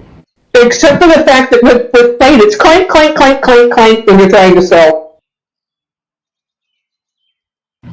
But it offers the same negative. It's not like it's ultra disadvantage where you roll 4 dice. No. Or anything crazy like that. Don't give the DM ideas. Oh no. She do be evil, bro. Alright, so we ready to just start again? Dog, are you back? I just want to give a Still needs a few more minutes. I want to give a quick heads up. One of my neighbors a few doors down is stupidly and illegally having a bonfire in their front yard. Oh no. Front yard? Yeah, in their fucking front yard on their wooden deck, which is why I'm telling you guys this, because if I need to dip out and call the fucking fire department, I'm gonna do it. Oh, I like the cantrip. Might over there, Big Matthew. Well, no, so Delaware, thank God we have a text system. So I texted the non-emergency number, gave them a heads up already. But I'm just noticing more smoke and the fire is getting bigger. I think you might want to get your hose ready. I mean, they're preparing Fireball. They are preparing Fireball. We're just casting a cantrip. Well, these are also the neighbors that I told you guys that we had to go to court for. They let their dogs off leash all the time, and then they got into a physical altercation. Their dogs started fighting. The dude brought a Glock out and chased a man down the street. We had to go to court to witness and testify against them. These people are fucking crazy. Yeah. So when I say I see a fire at this person's house, I am genuinely concerned. Just a heads up, if my 2 neighbor over house catches on fire, I'm not saying shit. I'm not calling the cops. They got a black flag on their fucking porch. Fuck them. Black flag? Yeah, it means no quarter given. So, it basically is saying that they consider other Americans enemy combatants, so they can kiss my ass. Yeah, they consider themselves what's it called, sovereign citizens or whatever. Yeah, something like that. So you don't consider yourself Bitch, part of America, so fuck you. I'm not helping. you live in a trailer court. Go stop on my fucking You live balls. in one of the most flammable communities on Earth. Congratulations and good luck. Sometimes I'm like, please, oh, nah, if they were pirates, I'd be over there like, hey, I'm looking for a new washer. Girl. Pirates used to be so cool. I can't with your dry ass humor. There's some sort of black flag thing going on. That going on, crazy? It's part of the rising tide of crazy white supremacy, right-wing, ultra-conservative moves. Uplifting shit. I went upstairs like 20, 30 minutes before game, came downstairs. Alex looked at me like I had grown 2 heads, and he was like, "Why the fuck are you wearing your dinosaur onesie?" And I was like, "Because I'm playing Lizard Folk tonight, bitch." I love it. Get into freaking character. Sitting on my front porch in this dinosaur onesie for over an hour, and everyone who walks or drives by has been like, "Eh?" And I'm like, "Yeah, I'm playing D&D, bitch. Come at me." So, let me get this straight. On your street right now, we have a bonfire on a wooden deck. Yeah. And a dinosaur. Yeah. Sorry. Yeah, a dinosaur 4 doors down. All you need now is a meteor in your freaking set. I'm sorry. Like, what's that song? This is America. This is America. Heck yeah. It's in my area. Right. Don't catch me slipping. Oh, that's a song. Yeah. Yeah, I am an American dinosaur. Come at me. I will absolutely bite you. You know, the first time I seen that song, the video for it, I bawled. I was fucking speechless. Oh, yeah, I lost my fucking shit. Because also, that was his last song that he produced. Mm-hmm. And it was just his fuck you to white America. And I was like, bro, I get you. I'm so here for that. Oh yeah, we just really incredibly sorry that we've had the same stupid ass experiences. Right? Dude, and Alex even pointed out, like, that last series, Go Get Your Money, Black Man, that wasn't anything having to do with, like, oh, black people love bling. No, that's what parents told their black children. Go get that money. Go make yourself successful and make money the right way. I'll send you a song. It's when I grow up I wanna be, and then in parentheses it's a monster. But it's by Yellow Pain, and it's a dope ass song, man. It's about in the beginning, it's about him, the young man that's singing, becoming a magician, and then it goes to this other guy, and this kid, he's like 11, 13 years old, and he ends up becoming a drug dealer and shoots somebody and gets shot gets shot 2 blocks away. It's fucking, I cry every time I listen to some of his songs, man. Shark picked up for you, Bella. Yeah, he's good. He said just go ahead and start. He's listening. Okay. Oh, he's sitting down. So, new shark picked up for you. Are we gonna play D&D or what? We're gonna play D&D. Yay! Alright, so with that, Quick Break retires after having his pipe, and Jojito is already snoring in his room. You pass by Pete and Evie's room, and they are snoring as well. Geico is sacked out. beside the brazier in the middle of the main room, also snoring, his belly kind of distended as he has eaten the bulk of a pig plus a whole lot of seafood. Very much in a reptilian food coma, which is, if you've had a reptile, is a deep thing. As Tazgul, you make your way through the main room of the tavern and up the stairs to check on your friends. What are you doing for the evening?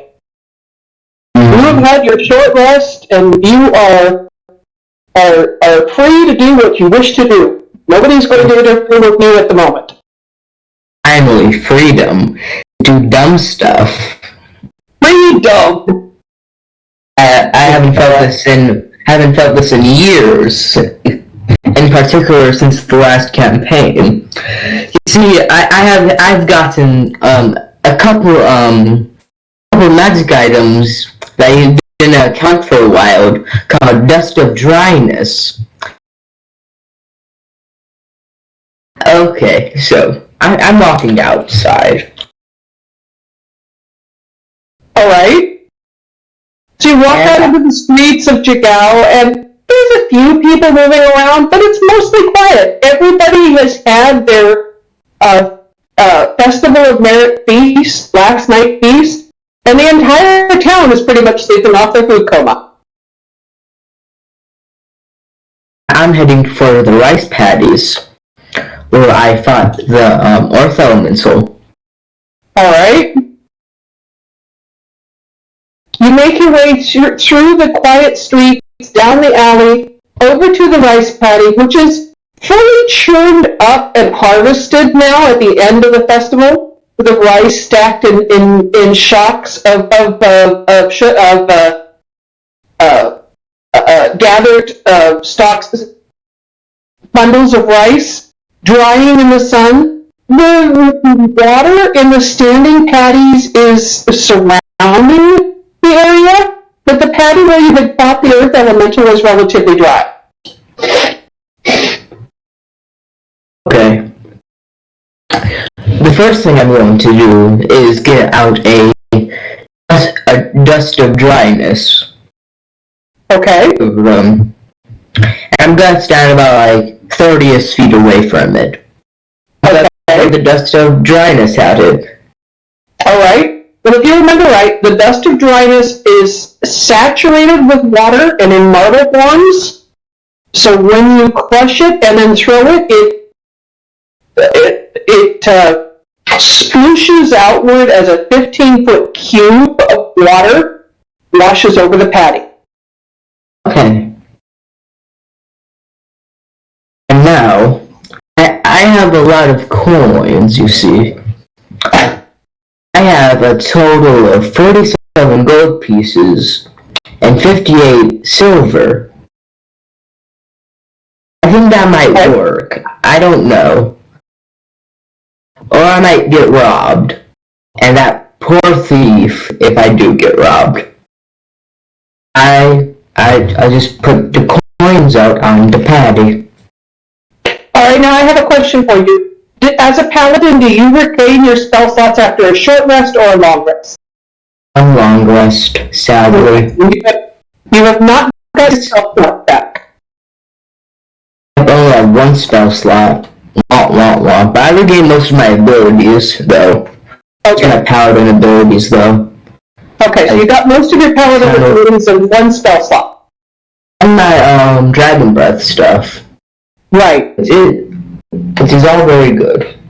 Alright, so you spread the silver, you said, out on the okay. So you spread the silver out across the muddy and wet area where you last saw the earth elemental. And I need you to, let's see, you're trying to summon the earth elemental? Yes. Okay, are you doing anything besides spread out the silver? No. Okay.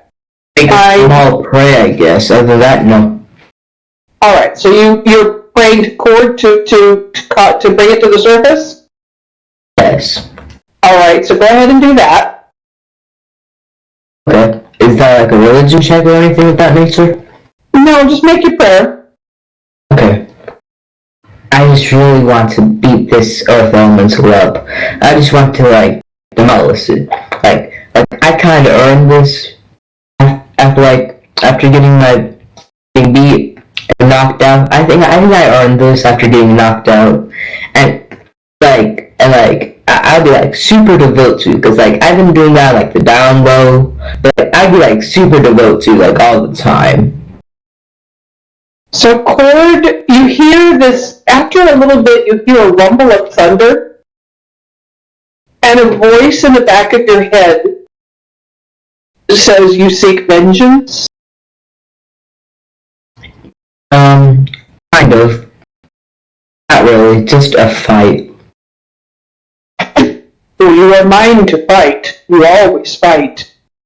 But why come back to this battle? Because I know there's a fight. This is a battle you lost. So, there's a battle, that's all. So you do seek vengeance. I guess so, but not a typical sense. More like a fight. Like, if there's like another fight with someone stronger, I'd definitely fight there instead of here. I just know there's a fight here, to be honest. And you hear the rumble in the ground answer the rumble in the sky as the silver pieces fall through the cracks in the earth and are sucked down underneath the patty, and the earth elemental appears before you. Finally. Initiative, please. And you what? May I roll initiative, please? Absolutely. Finally. -1 on initiative.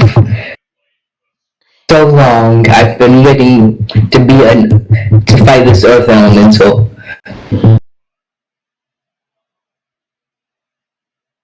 Oh no! I got a 5! Alright. Let's see what he gets. Hold on 1 second.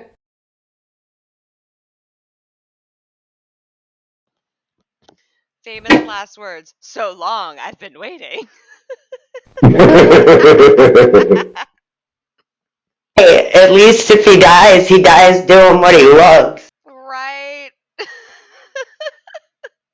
I mean, he didn't tell any of you where he was going. He's out here without the benefit of a long rest, no spell slots. 1 spell slot, thank you very much, Wilde. And all my like abilities against an earth elemental. Oh no. Well, I'll spook him if I get too hurt. And if I die, I would imagine you guys just like be looking for me for a little bit. Thinking, he must try to find the earth elemental or something. Find me like face down in the ditch, just like covered in water because of all my dust of dryness just popping all at once. Just like face down in the ditch. Matthew, I promise Practically dead. entirely your body will not go to waste, because if we find you within a certain amount of time, I will eat you. So it's going to reach out and make 2 slam attacks against you, as it will 21 for its initiative. Lizard folk is that one ability that they're able to make a weapon out of a dead foe. A simple weapon, I believe. Alright, so one of his attacks is 15, and the other is a 12. I would imagine both of those miss. You see, both those miss without a problem. Alright, so I'm excited. It looks at you and roars with anger as it swings with 2 haymakers that you're easily able to dodge. And it is your turn. Haskell is smiling. He's a happy boy. just wanted to fight more. And he's going to go. He's not aiming to kill, he just wants to have a nice long duel. Mm-hmm. And he has a plan. He's gonna make sure that this earth elemental doesn't run away. The first thing he's going to do is attack.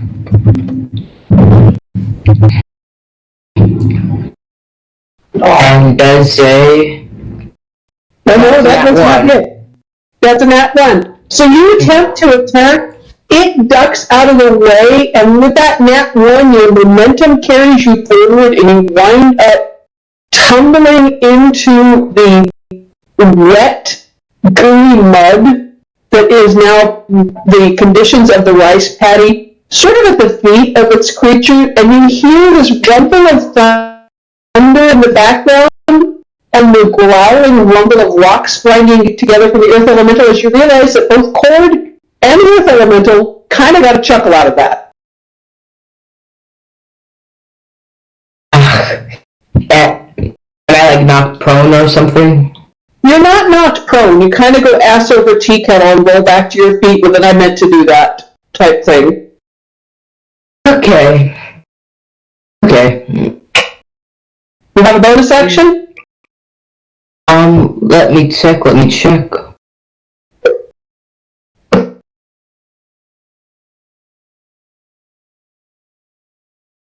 No. No bonus action? Okay, so he's going to again attempt. He's limited in his styles of attack. He's basically a monster made out of mud. So he basically swings and hits for his attack. So it is an earth elemental. We're not talking incredibly brilliant, nor are we talking incredibly skilled. It doesn't have to be. With a 20, I think it connects. If that connects, the other one does not. I have an AC of 18.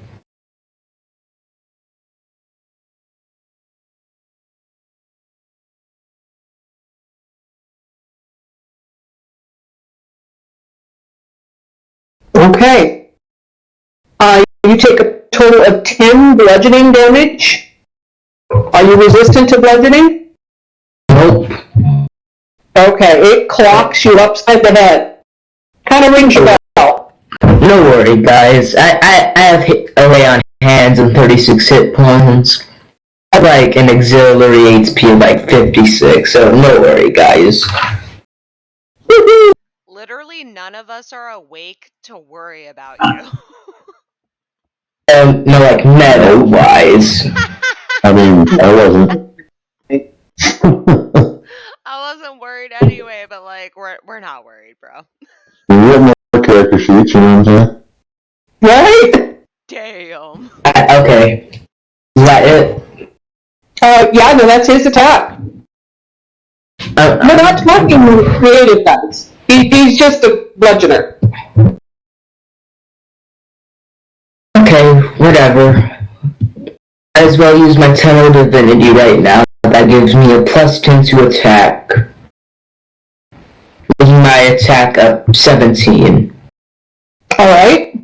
I'm not gonna miss, Wilde. You can throw a Tarrasque at me, I'm not gonna miss. I mean, a Tarrasque is very difficult to miss. Alright, roll up. AC-wise. Roll damage and tell me what you're doing. I would like to smite as well, along with that damage. Alright. 1d12 since I'm wielding a great axe. Ooh, a spicy 15. 2d8. And that's my last spell slot. Alright, so you do almost 30 damage as you react to the swing of this earth elemental. It chips out the head and rings your bell with a almost roar of extreme, intense aggression. you come back with a swing of your great axe across the earth elemental's chest, parting its chest open. Mud spills out of its body as you do almost 30 points of damage in one swing. And you still have a bonus action. Okay, let me see if I have any spell slots left. Nope. I was planning to use Compel Duel. I have nothing. Alright. I was planning to use Compel Duel if you ran away. No, it didn't run away. It's an earth elemental. It's not going to run away. Okay, your turn, Wild.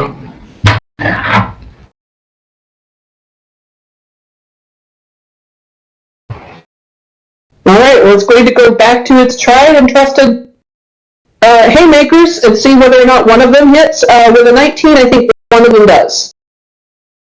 Yep.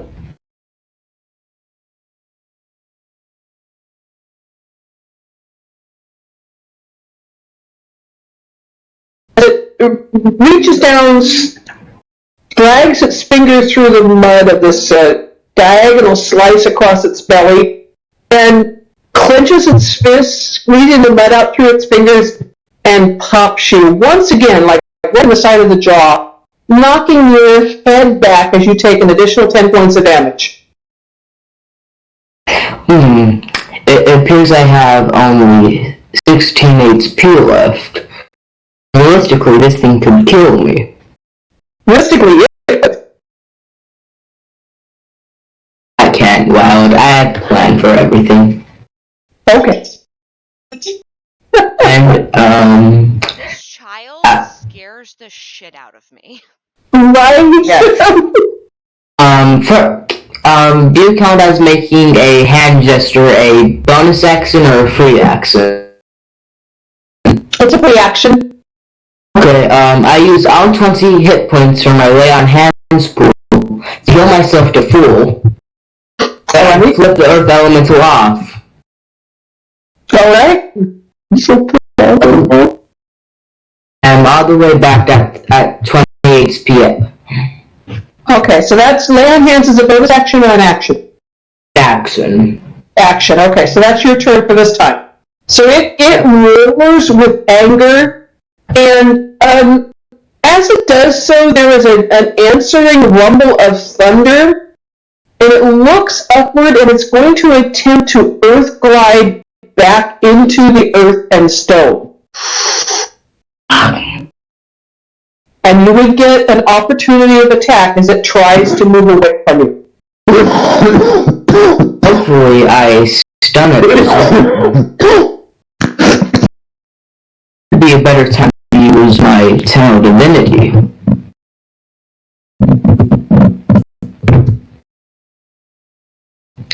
Please It's not afraid of you, but one of its damage vulnerabilities is thunder, and it realizes that you are an acolyte of court. Please.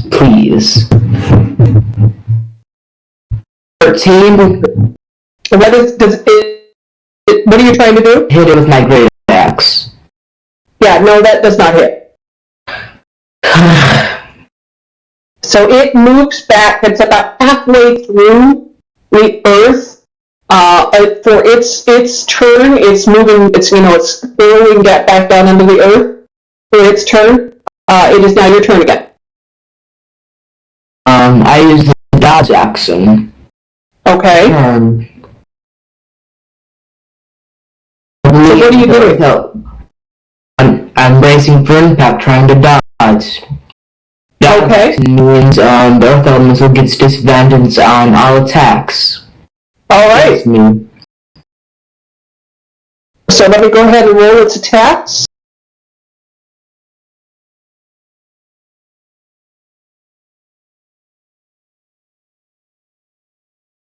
As it reaches up out of the ground and attempts to grapple with you.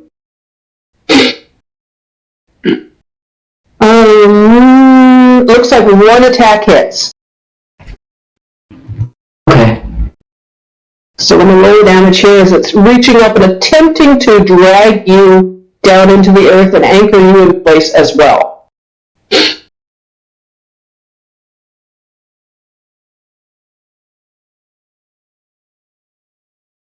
You take an additional.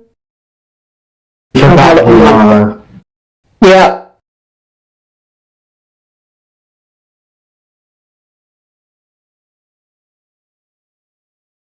You take an additional 12 points of damage as its fingers lock into your leg and pull your one leg down into the earth.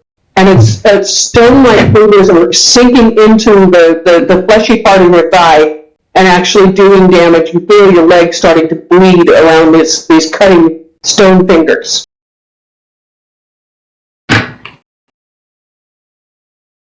Is that it? Yeah, it's trying to pull you down into the earth with it.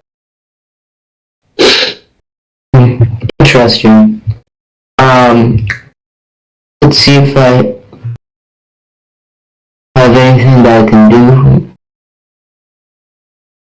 I know an earth elemental isn't immune to like lightning, just thunder, so I'm just gonna keep hitting it.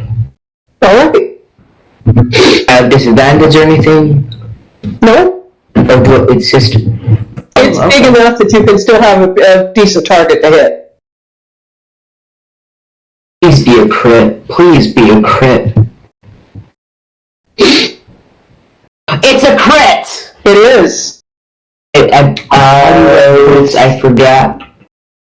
Okay, it's double your dice damage. If you left click on your, I'm typing it out manually, so 2d12. And if I roll a 1 or a 2 on either one of these dice, I get to re-roll it. Because it's one of my features as a paladin. Yep. Very nice. right? 17 damage. So you do 17 damage as you swing the axe down on the head of this creature, and it wails again with, it's not so much pain, it's the sound of rocks creaking against each other. It does seem to be distressed, but I mean, how much neural activity is in an earth elemental? But it just, the rocks sound like they're creaking against each other as your axe comes crashing down, leaving a crack across the skull of this thing. And it's going to go ahead and attempt to reach one more time and drag you down into the ground. One more time. Let's see how it does.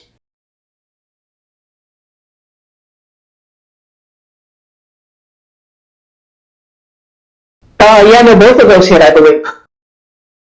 Oh no. Yeah, 13 and 8 is 21, and 14 and 8 is 22.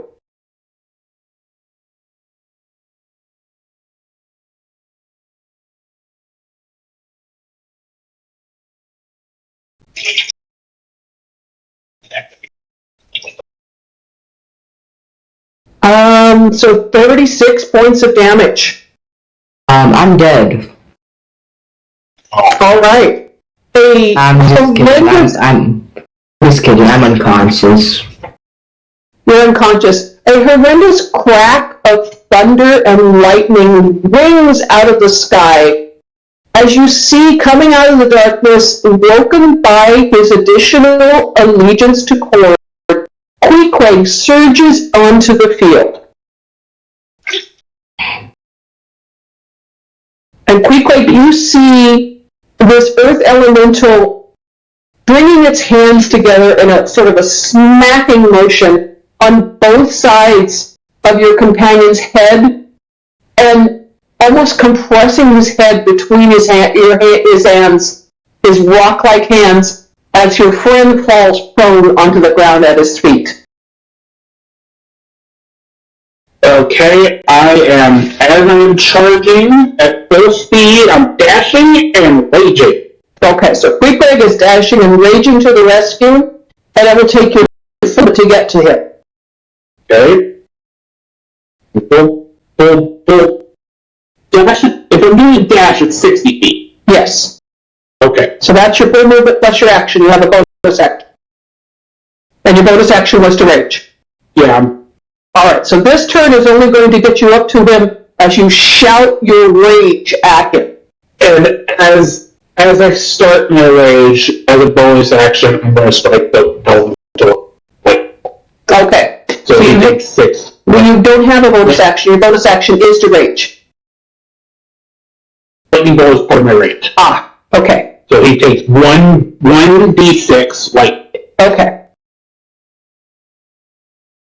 Since I'm moving within 10 feet of him at full speed. Right. That's fair.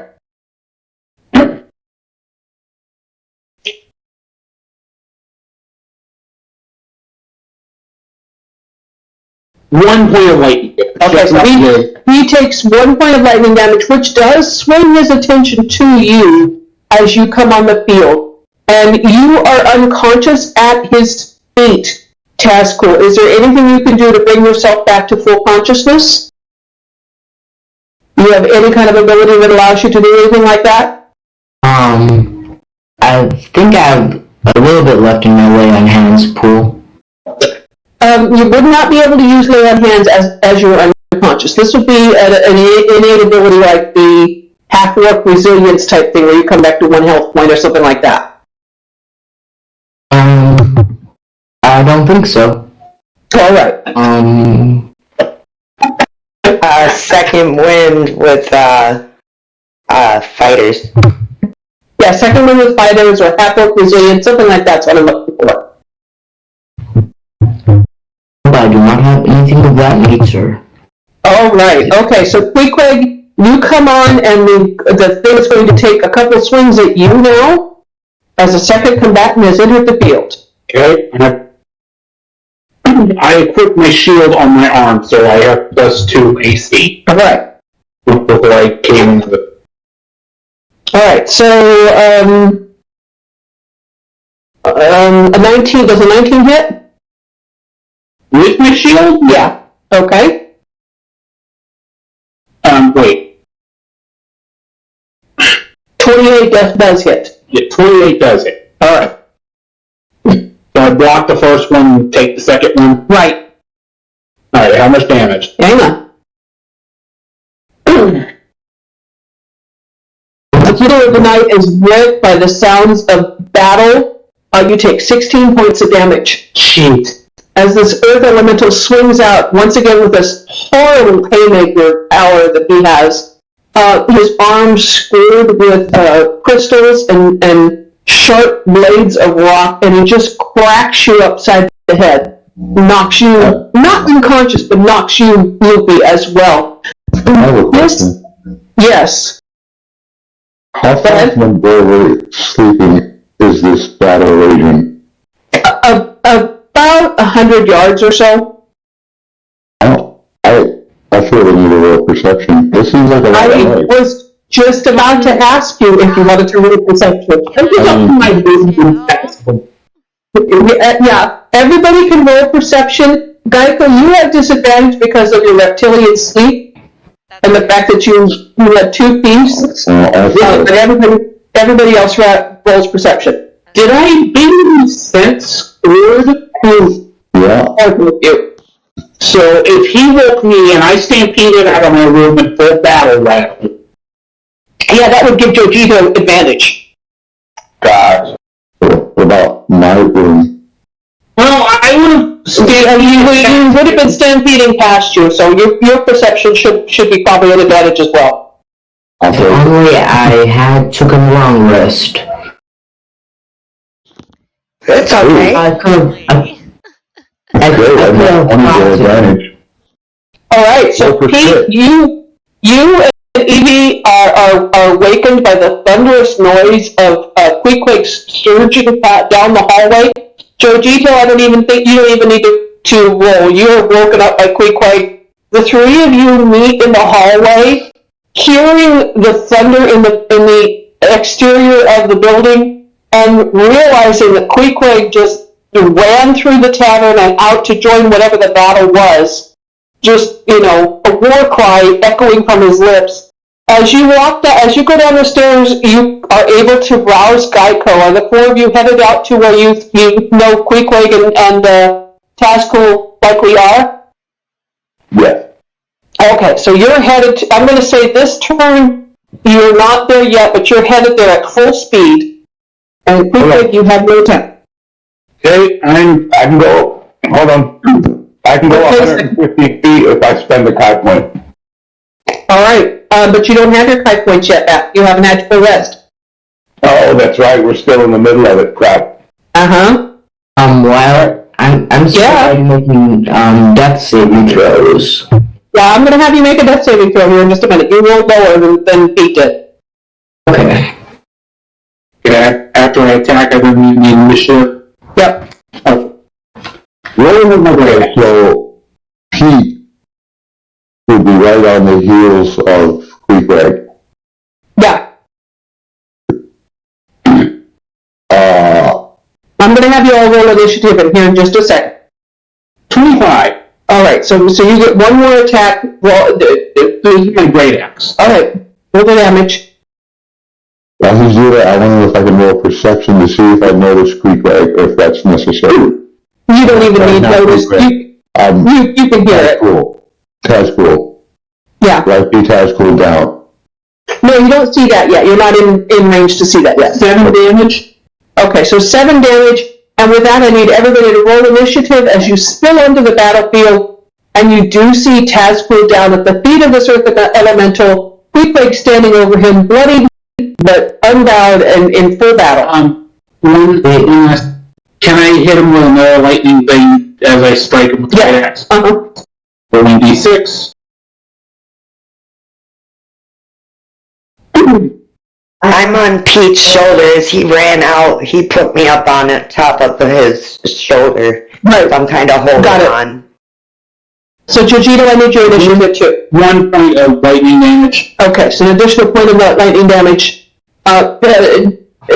Queequeg is doing damage, and I need your initiative. Rolling. You have to reroll.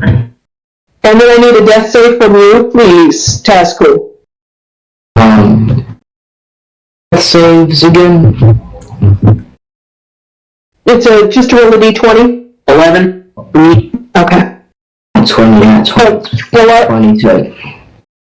Yeah, no, you failed that. I rolled a 15 for initiative, I believe. You rolled a 15? Yes, you did. Oh, yeah. And I just need Jojito's initiative.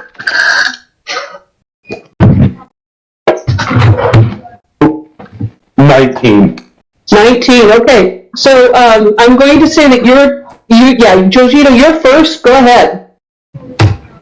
You arrive there and see your friend in combat, your other friend unconscious at his feet. Alright, attacking with staff. Alright?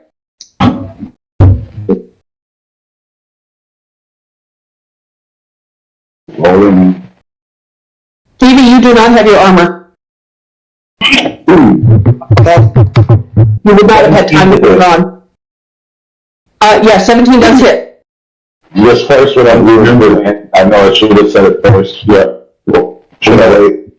No, just remember that you have different abilities depending on the attack that you do. So a melee weapon with a weapon can incur an effect if you hit.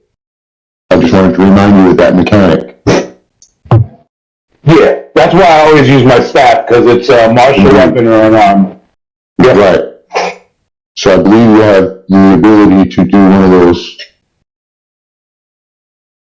open hand technique. Of not exploding blows. That's just blows. Yeah, I gotta do an attack first, yeah. That's a flurry of blow attack, correct. Yeah, yep. But you can't do because you don't have any key points left. Run. So I'm just gonna go two-handed with the, so it's 1d8 plus 4. Right. Ooh, it does. 11. Alright, so you do 11 points of damage, which is, damn near max damage. As you come out of the darkness and swing for the bleachers with your bow staff. And I think that it is now Pete's turn, unless you have a bonus action, Jojito. 17. Don't forget that you have Crusher. Yeah.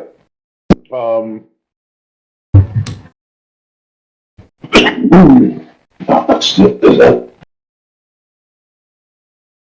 Yeah, I can do it.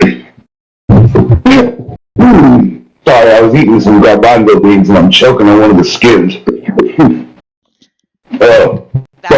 Choking on that cilantro? Oh yeah, man, all up in my throat. I can do an unarmed strike. Yes, you can. Yeah, so because without key points, so I'm gonna do that. All right.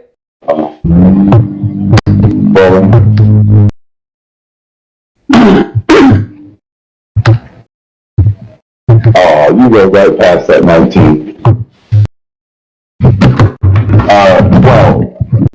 Okay. Yeah, you attempt to do an unarmed strike to the center of the chest with this elemental, but your hand impacts the area where it's been split open and the slick mud is across its chest, and your hand kind of skids off without doing any damage this turn. And with that, Pete, you are up, I think. Oh no, it's even. I got 17. Yeah. So up on his shoulder, do I see Tazcool? Yeah, up on his shoulder, you definitely see Tazcool with the Tazcool is on the ground.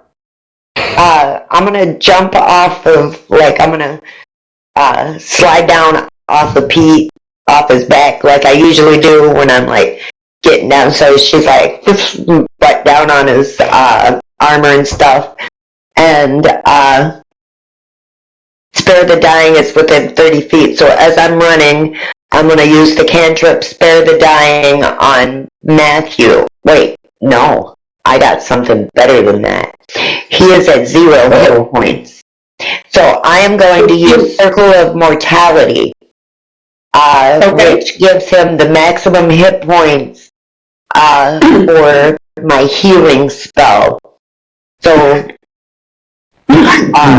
with the healing spell with a creature of 0 hit points. So my first level healing word would be 1d4 plus 5, so that would be 9 hit points. Yep, Matthew, Tazcool, you feel the surge of blessed healing energy roll through your body as you are taken back to 9 hit points. You're still prone at the foot of this creature, but you're no longer making saving throws. And Evie, you still have the bonus action. Yeah, so, actually, was that, I need to make sure that it was. Okay, Healing Word was a bonus action. Okay, so Healing Word is a bonus action.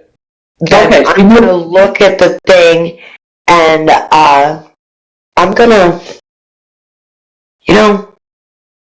I'm going to look down, and I'm really, really mad at it.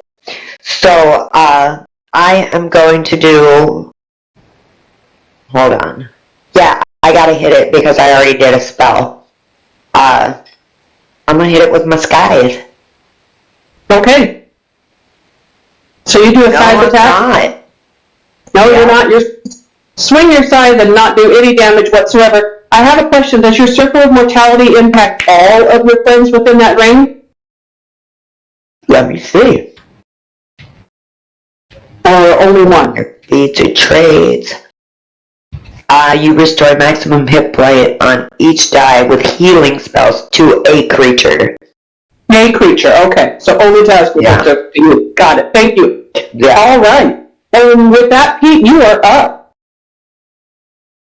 As you lumber out of the darkness, Evie slides down your arm, feels Tazcool, who comes back to consciousness with a shudder and a jerk, and you see in front of you Queequeg locked in combat with this Earth Elemental.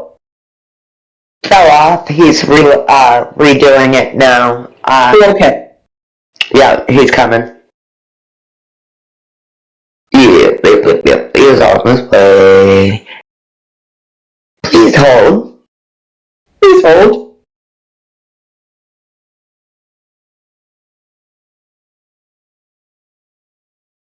Hello? Hello?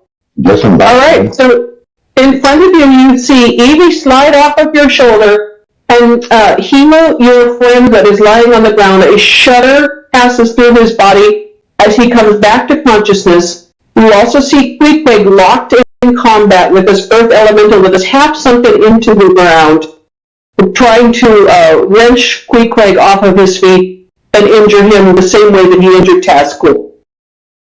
Okay. It is my turn. It is your turn. Pete is going to cast at second level Moonbeam Oh, all right. on the elemental. Okay, now does Moonbeam affect everything in its range, or can you exclude your friends? Let me read it to you so you can read it. Yep. Oh shit, I didn't mean to do that. Disregard that. Yeah, he did. I hit the wrong button. Woman, shut up. I'll display it. Okay, so, sorry.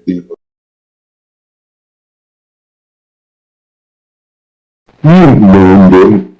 Yeah, you can't exclude anybody, so I need these Constitution saves from Queequeg and Tazcool, please.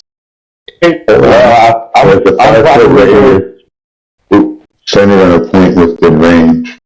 Okay, so you're casting it right on the elemental. And I'm melee range. Yeah, so Queequeg has to make a save, but nobody else does. I was going to say, I'd be in melee range too, because that's the third time on a turn it starts. 16? Okay, 16 from you, you're fine. Jojito, yeah, you need to make a save too, please, a Constitution save.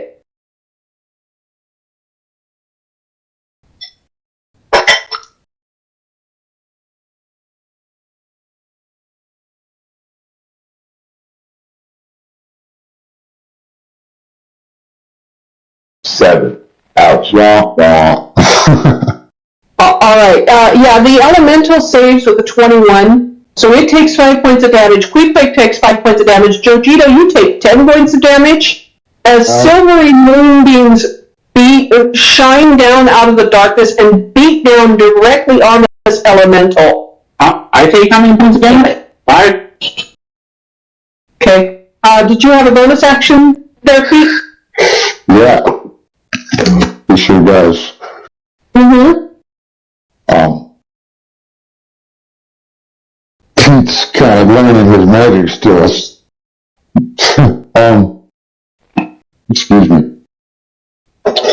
My bonus action, he's gonna just swim in and, as he's swimming in, he's whipping out his tree trunk club and casting Shillelagh. All right. And you hear out of the darkness Pete's gravelly voice saying, Shillelagh. Shillelagh! 14. All right, is that 14 does not hit. So you swing, almost connect, but don't quite. And with that, it is now Queequeg's turn. In my movement, though, I would just like to say that I'm putting myself between or over Evie to get Okay, so you're standing between Evie and the monster. Got it. Yes. Okay. I'm seeing that my great axe didn't really do squat, so I'm switching to my hand axes, both hand axes, and I'm going to try and aim for limbs. All right. First one rolling. Oh.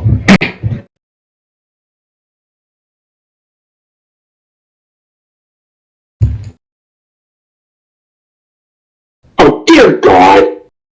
That was an 8. Second rolling.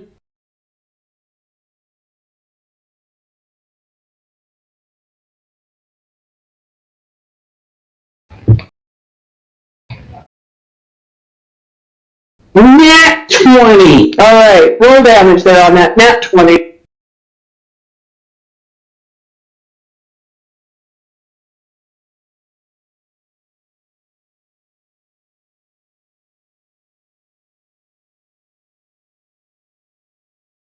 $11 damage. Okay. And as the The second axe connects. I call down another bolt of light. Alright, go ahead, roll the lightning damage.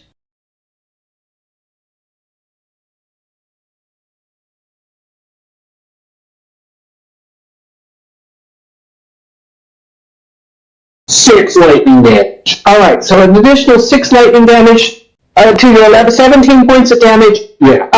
You swing and with your first hand axe, miss, take a second hand axe and hack at the place where its shoulder joins its neck and call lightning to the very same spot as its head sort of tilts off to one side, and you guys are making a solid dent in this creature. It's not dead. It's made of rock, but it's taking some hard hits. And you have your bonus action if you want to use a bonus action.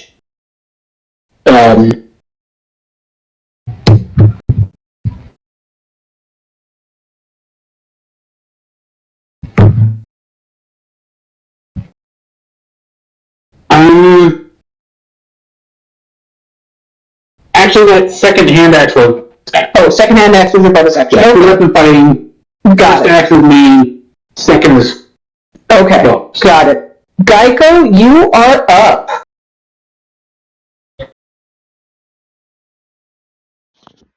Oh. He's everything. I'm Everything not gonna lightning. lie, I have no idea what's going on. Okay, well, you're attacking an earth elemental. As you come out of sleep and you're kind of being dragged along by... Was I dragged away from the the common area? Yeah. Your companions dragged you with them to the rice paddies where your friends are in battle with an earth elemental. Okay, so I'm just gonna go ahead and say, they dragged me by the tail, and I never woke up. Alright, so you have not woken up, but you do need to make a tail roll, please. Oh no! Big mistake. You never think about that, do you? You want to be a little person. I just picked Roll a constitution save. dragging Geico by the tail all the way through town to the mudflats. Geico ching down in the dirt. Fuck, I lost my fucking tail again. You want to be a lizard person. Yeah, I got an 8. Yeah, you did fail. Roll Let's see if they get there, the tail pops off. a d6. Roll for stub. Yeah, what kind of nub you got? Hold on. I know. I really want it to be a curly, cute little piglet tail. Hold on, I'm looking at our list because we do have a list of tails. Nice. Ah, Hey, maybe. no! Maybe You got not. your original tail back? No, I got the stupidest. I got a stupid ass Geico, not Geico, gecko tail. Yeah, he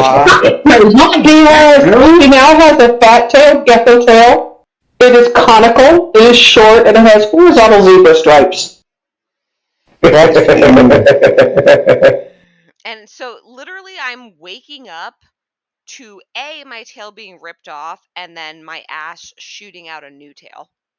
Yes, of a fat tailed gecko. What is happening? What have you done? Yeah. Did I just crap myself? Are you all? Every single one of you is my enemy. And the tail is flopping, the old tail is flopping around in the mud. I'm gonna grab it and hold on to it because nobody is allowed to. Right, so that is, I'm going to do that as your turn. Your action to wrestle your tail back into submission is your full turn there, dude. Roll for temptation. That's it. Alright. I will spend my entire turn getting my tail back into my goddamn possession. Thank you very much. You have your bonus action. Oh, Hands or mouth. okay, bonus action. I have some fun ones. Am I close to anybody? Yeah, you're sort of like within 15 feet of the group. am I close to any bad guys? You're about 20 feet away from the Earth Elemental. There's only one bad guy. Oh, okay. In that case, who's next? That would be the Earth Elemental. After the Earth Elemental. Okay. After that, it would be Tazcool. I'm giving Tazcool Bardic Inspiration. Tazcool, you have Bardic Inspiration as Geico flicks his tail, captures his tail, and flicks it around like a whip, and connects with the back of your neck with his tail, and says the last efforts of his long iguana tail, and says, "Inspiration, inspired." Just like, you are inspired. Yes. All right. So it is now the Earth Elemental's turn. Yeah, he's crying now.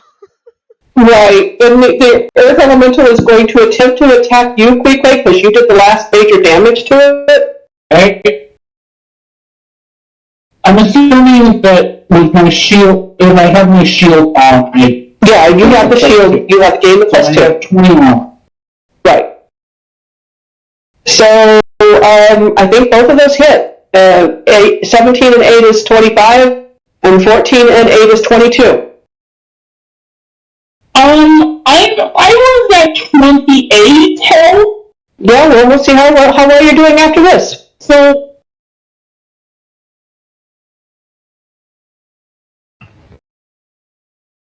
I'm okay. 37, I think you're unconscious. Yeah. Well, you watch as the Earth Elemental reaches out and it just sort of shoves and hits Queequeg at the same time, and you hear a loud cracking sound as he falls down on his back, rocking on the ground of his shell, unconscious, in front of you. And it is now your turn, Tazcool, as you are prone but conscious with 9 health points. May I try and stand up? Yep, that would take your movement. Okay, I'm still right by this thing, right? Yeah, it's right in front of you. And what does Bardic Inspiration do again? It has a D6, but to what? Attacks and abilities, I believe. Is that correct, Dypo? So I use the dodge action. Is Bardic Inspiration a D6 to attacks and abilities? Geico! Sorry, I thought I was talking. Yeah, it's to, ability checks, attack rolls, or saving throws. Okay, so it's a D6 to abilities. Okay, I'm gonna attack it. Alright. I'm aiming to kill. Oh god. Please be a crit. That's good. Do I use inspiration? Yeah, it's up to that you. Hit? What did you roll? 15. Yeah, 15 does not hit. You may use inspiration. Plus 1d6! Plus 1d6. 6.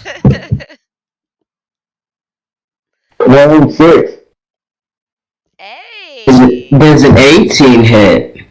Yeah, an 18 does hit. Fuck you. The other thing, I do a lot of damage with this great axe. Oops. I need to replace So we give him another little boo.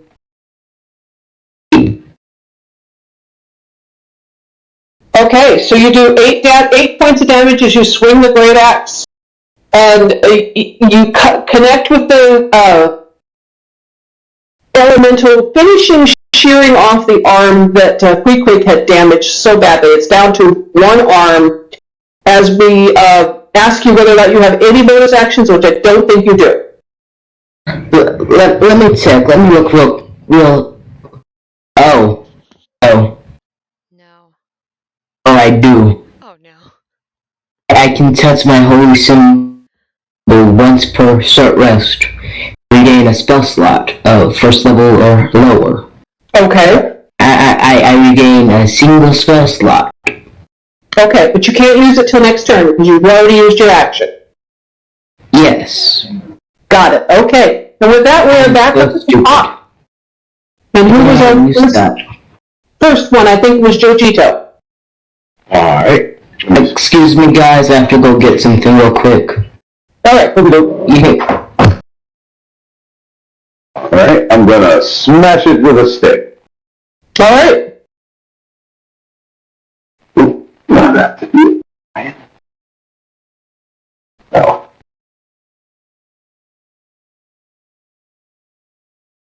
Good.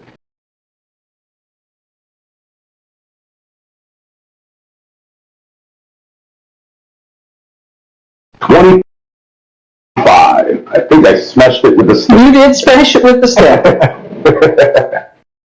Alright, that's two-handed still, because that's just what I was doing, so. I still have no kite point.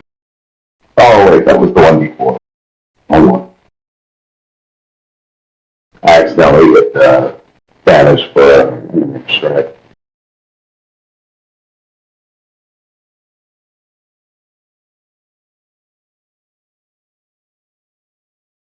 Roll 8 for 12. For 12 damage. Alright. Roll 8 for 12. You do have your bonus. Yeah, I'm gonna do the unarmed strikes for a bonus. Okay.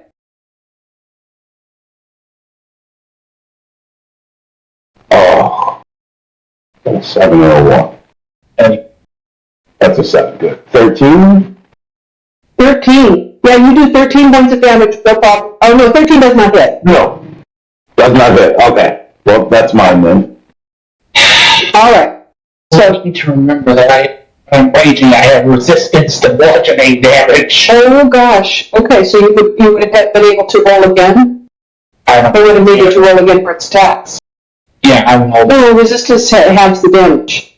Yeah, So it did 37 points of damage. So how many points did you have? I had 28. You had 28? Yeah. So you're not completely out then. You're hurt, but you're not completely unconscious. Okay, I'm going to retcon that because he did, Queequeg has resistance to bludgeoning damage when raging, and we forgot about that. So he's not unconscious, he's down to like 10 HP. Can we retcon one other thing? Yes, absolutely. Because I'm new with this character. Yes. I have halo of spores, Uh-huh. which is like a little fog of spores. It kind of visibly follows me around. Mm-hmm. When a creature that I can see moves into a space or starts its turn there, it must make a Constitution saving throw. Okay, so I can make a Constitution save on it then. Hold on 1 second, real quick. I'll do that. Wild. I also have a Yeah. Wild. Yeah. You made a big mistake. A huge What's that? mistake, even. I'm gonna kill this earth elemental. You see, I have this thing called Thunderous Smite. What damage Thunderous Smite does? I don't think you can do it. You've already used it and you have not had a long rest. We gained a spell slot though, as a bonus action last turn. And from what I can gather, that earth elemental is vulnerable to thunder damage. Yes, he is. Excited. Okay. Geico, what were you saying you were going to do as a retcon? Well, no. It wasn't a retcon. I just have a question in terms of reaction. So I know opportunity attack. If someone walks past me, I can take one. But I have cutting words. So as a reaction, when a creature that's not immune to being charmed that I can see within 60 feet makes an attack, ability check, or damage roll, I can expend a bardic inspiration and subtract the number I roll from the creature's roll. Can I do that as a reaction when a creature attacks someone else outside of my turn? No, the only if it attacks you. Okay. I just wanted to double check that one. Okay, you said immunity to charm? That's not immune. So as a reaction when a creature that is not immune to being charmed. Okay, so it's not immune to being charmed. Got it. So yes, you will be able to take that on your turn. And Pete, it rolled a 14. Does it save? Barely, yeah. Okay. So this turn it is saved from the spores. It still takes damage. It still takes damage. How much damage? Also, with that, I have. Hold on, bear with me, please. Of course. Oh.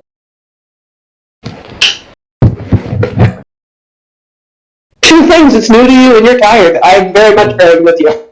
I have symbiotic entity that I can use to awaken the spores, and it gives me plus 16 temporary hit points, double damage on my Halo spores, and an additional 1d6 necrotic damage when I hit with a melee attack, and it lasts for 10 minutes.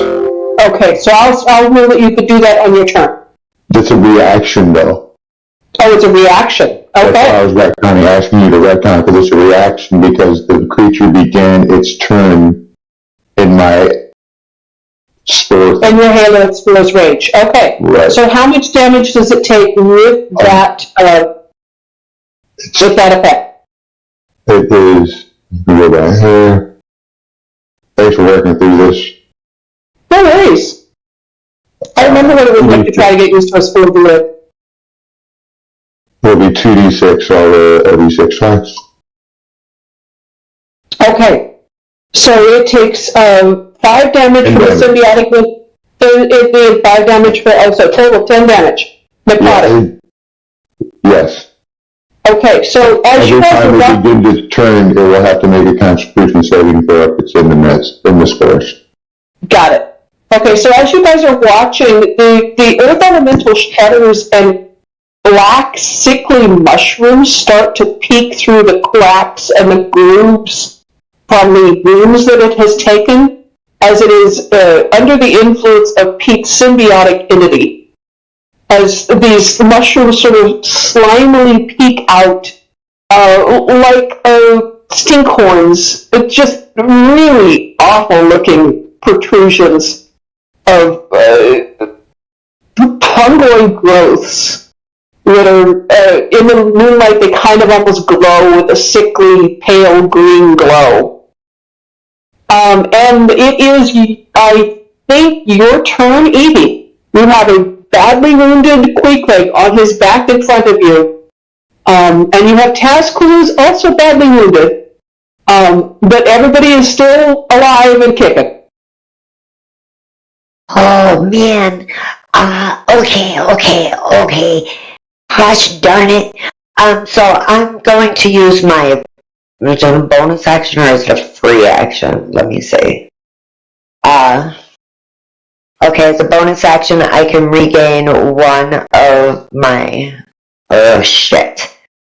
It's only up to a level 1, so when we go to the spells, I can't do anything in a 2. Okay, so I'm gonna have to do it this way, I think. Oh man. Okay. So... Okay. Let's see, do I have anything that I can do life-wise? Nope.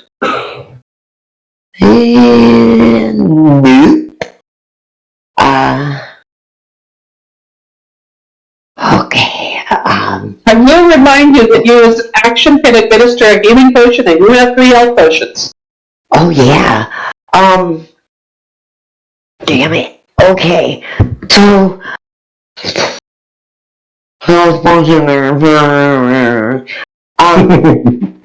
can I, since Queequeg and Tazkul are kind of right next to each other, can I use a bonus action to just throw the sack at them? Throw the stack of what? The sack of the health potions and be like, figure this shit out yourself. I mean, right? Yeah. Okay, so I'm gonna do that, and then for my action, I'm gonna have to fucking, since she already has her scythe out, I'm gonna swipe at it. Alright. Fuck me, Abby, don't fuck me, Abby! It's Yeah. on that 17. Yeah, no, you swing at it. You launch your bag with the health potions at Tazcool and Queequeg and shout at them to figure it out for themselves. Dumb fucks got wounded in the middle of the night for no fucking reason, and you take you take a swing at it. I'm speaking from Evie's viewpoint. You take a swing at it with your scythe, and it comes down, sort of sticks in the mud at its feet, and hacks away at the mud that's imprisoning it, sort of, but doesn't really do any damage. For my movement, can I just look up and think, oh shit? I'm not going to say it out loud because I already spent my curse slots for the evening. So can I climb up and hold on to Pete's back? Yes, easily. That's the end of my turn. You scramble back up Pete's back, and Pete, it is your turn. So Pete, you still have Moonbeam up, you still have Shillelagh up. Okay, Moonbeam. Let's go to Moonbeam.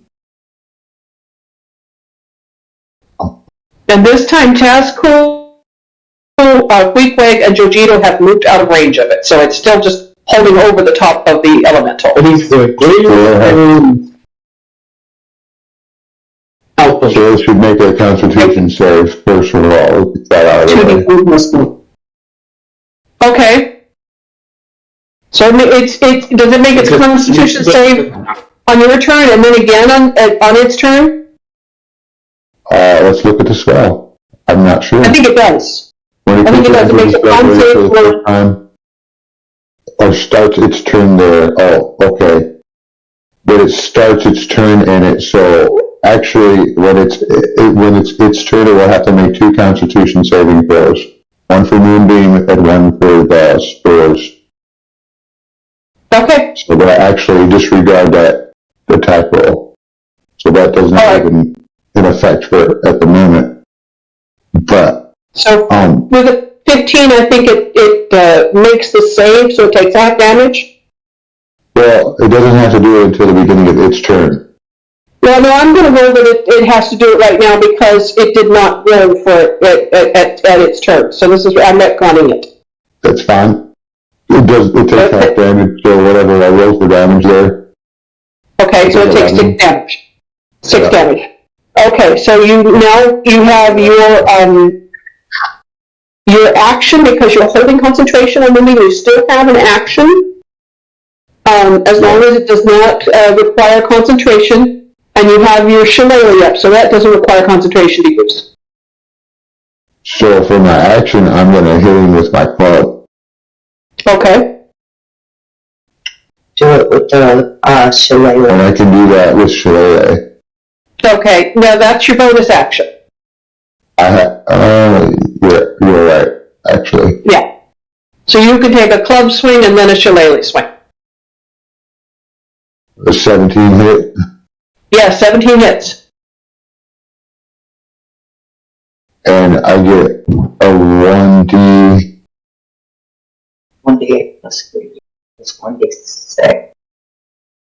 An additional 1d6 damage on that, necrotic damage. Okay. So an extra 5 damage. Alright. My bonus action, I shall hit him again with Shillelagh. Alright. For 18 to hit. Yeah, 18 does hit. Wasn't that Martin's neighbor? Shillelagh. I don't think it counts. It's on a... once per turn. Oh, does it? So for another 11 damage, I don't think necrotic damage applies to this. No, it doesn't because Shillelagh's a spell. Okay. Yeah. Well, it's still my weapon. It's another weapon. Alright. In that case, go ahead. But no, I have to look at it first. I think it said once per turn. Once per turn, okay. So let me check. Additional necrotic damage when you hit with a melee weapon attack. It just says do a 1d6 additional necrotic damage when you hit with a melee weapon attack. Okay, Well, in that case, Shillelagh is on a melee weapon, is all I'm saying. yeah, so Shillelagh is a melee weapon, and the way I play your Shillelagh, it's your club. It is a Swing club, your but you club. have to cast Shillelagh on a wooden weapon. Right. So what I'm saying is, it's your club, and you're just getting an additional club attack when you're using Shillelagh. Okay, So in that case, you would definitely have the necrotic damage again. okay. So I'll roll for that, and 2. All right. So you do a total of 13 damage with that one, and 12 damage with the first hit. So a total of 25 damage. Plus your wounding damage. Come to, I think, is it your turn or is it, no, it's Queequake's turn. Yeah. Okay, as we made an action, I'm going to get that potion of healing in me. You said 2d4 plus 4? 2d4 plus 2. Plus 2? Okay. I'm rolling 2d4 first.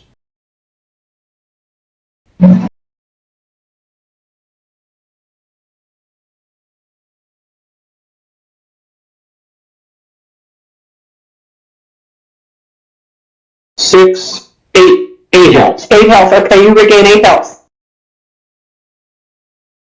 So that takes you to 16, I think, right? Queequeg? 15. Okay, 18. What? Yeah, go ahead, Pete. Did you eat your good berry? No, we didn't actually. That takes you to 19 health. Plus a few wonderful stats, wasn't it? Yeah. And you get a bonus action. You can chew up, and your rage will lapse. Okay, bonus action.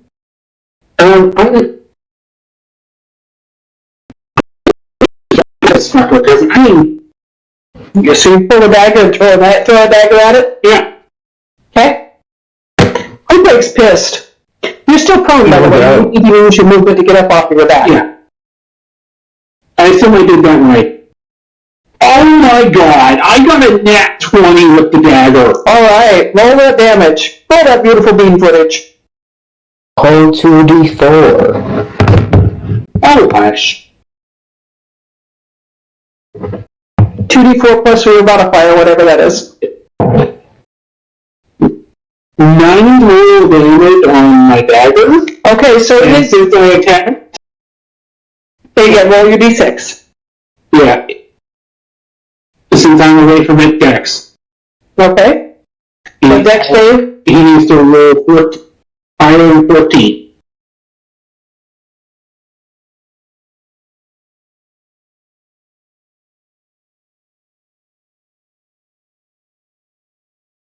Yeah, no, he got warned. Okay. So he's now got a reroll. I think that is the first time I've ever rolled a 0. Okay, so D6 is rolling.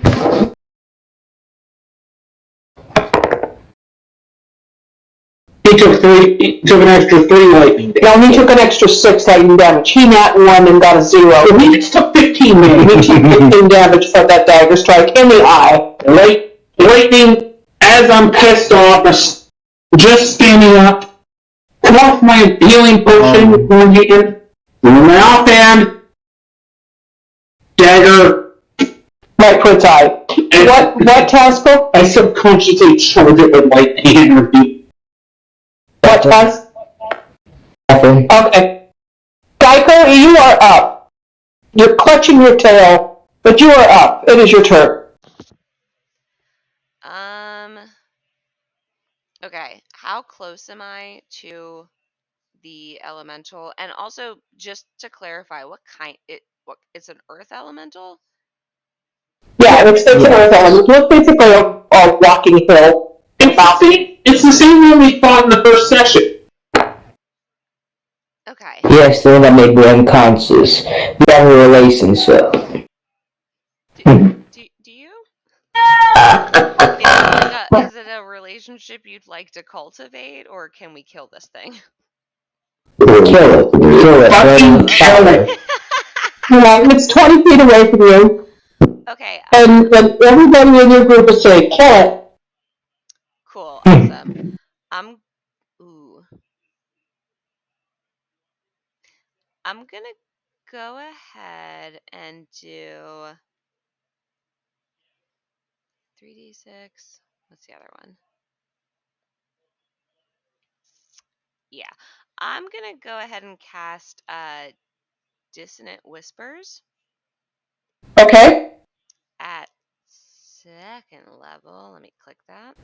Is that an intelligence save? It is a wisdom save of 15. Okay.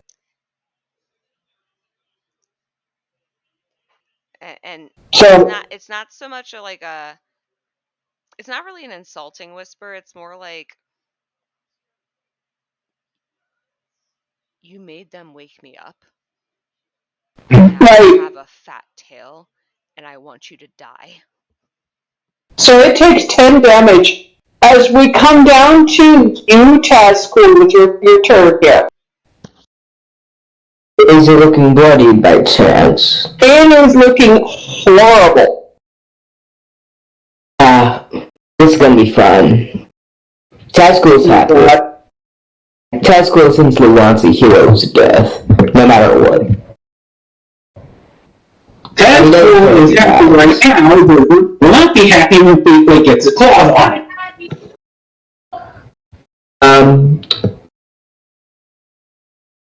Sorry.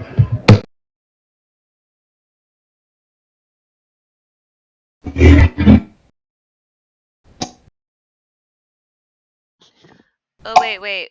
Can I also, really quick, can I take my bonus action also? Yes. If I'm within 20 feet, I want to use my movement to get right up in its face, and then I'm going to use Hungry Jaws. Okay, you can get attack.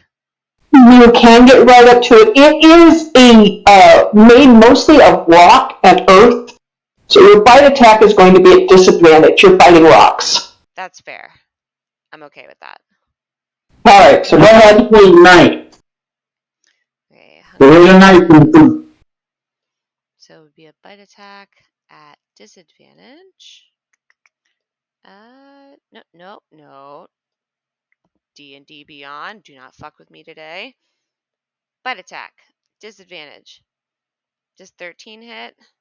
No, it does not. You chew at it, but your teeth kind of connect, but slide off of the rocks in its skin, and it doesn't have any effect. Ah, damn you. I'm back. All right, welcome back. Welcome back. I hit it with my great axe. All right. Are you using your Thunderous Smite? Yes, I cast Thunderous Smite before as a bonus action. All right, so go ahead and hit. I'm gonna kill it. I'm gonna kill it. Not with an 11, you're not.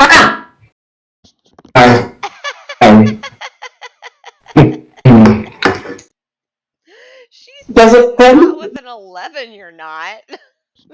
Does a Thunderous Smite work without the attack hitting, or does it only work if the attack hits? Let me double check real quick.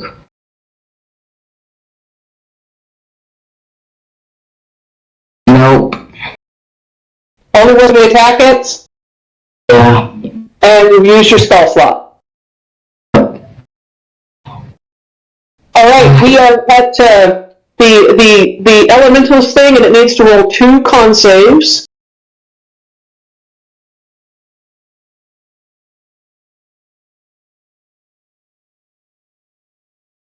One for necrotic spores and one for moonbeam. It's a concentration spell, so I still have it for 1 minute. Moonbeam. Okay. Yeah, no, it failed. Moonbeam first. It failed both of them. So roll moonbeam damage and then roll the damage of the spores. Did you roll a 15 on that? Oh, I see. No, an 8 and a 12. I get it. Okay. Roll.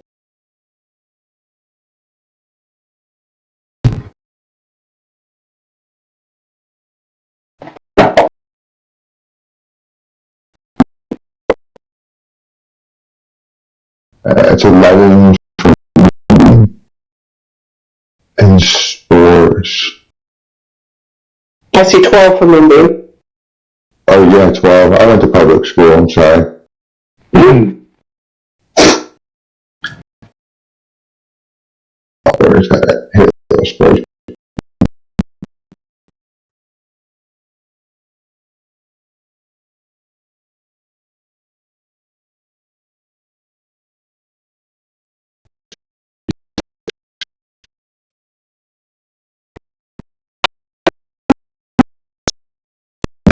Like, you see the moonbeam is coming down, and you see it kind of starting to light up, and at the same time, all these mushrooms are just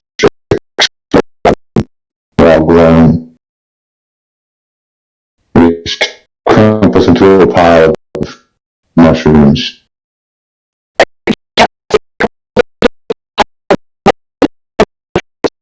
Roll a d10 for me, please, Pete.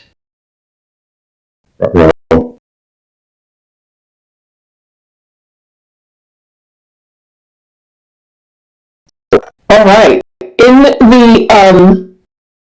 the dirt at your feet, you find a deep purple amethyst, a cracked white chalcedony, a piece of blue quartz, and a reddish-brown spinel. And I will go ahead and put those in the chat for you. I was trying to keep up, but I couldn't. Don't worry about it. I'll put them in the I chat. couldn't type that fast. No worries. My keyboard is old, so I can't find my J or G anymore. Or that too. I love you, dog. But I'm so refined. You're aging like a fine wine, my man. Do you mean I'm aging like a past fluid and a fine wine vinegar? He's aging like really sour grape juice. Hold on one It's second. been My in the network's water. it gets bubbly after a while. My network's water. one second here. Eventually ferments itself. I'm going to retype these, so, because my network's bad on my tablet, so hold on one second. If you were off, I would type it. That's all right, I got it.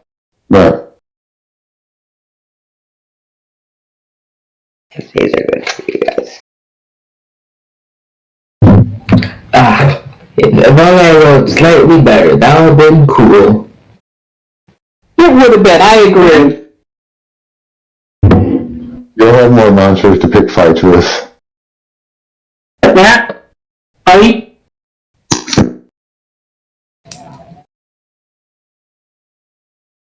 Matt, I don't think we can hear you. But Steve, what's your AC real quick? 18. 18, okay. In that case, as the monster is falling apart at Pete's feet, Queequeg marches up to Tazcool. Take We'll a run- accent. I'm disadvantaged if you want to slap me. Oh, no. I rolled a 25 to sock you right in the jaw. He will. He says. I cast. Don't hit me. Little shit. I rolled a 24.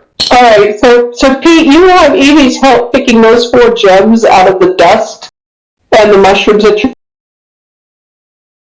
feet. Very nice. As you see Queequeg and Tazpool absolutely 100% slugging it out. And I'm going to give Queequeg his first hit, roll your damage, but have it because he did take the dodge to action. No disadvantage. Okay, so yeah, you take 5 damage, Tazpool, as you attempt to dodge out of the way, but you're not really able to fully dodge out of the way. And we're going to close the session with Tazcool and Queequeg squaring off in the rice paddy, Pete and Evie picking gems out of the pile of dust, Geico clutching his old tail and sobbing in disappointment, and Giorgino standing by bemused, going, huh? And that's where we're going to close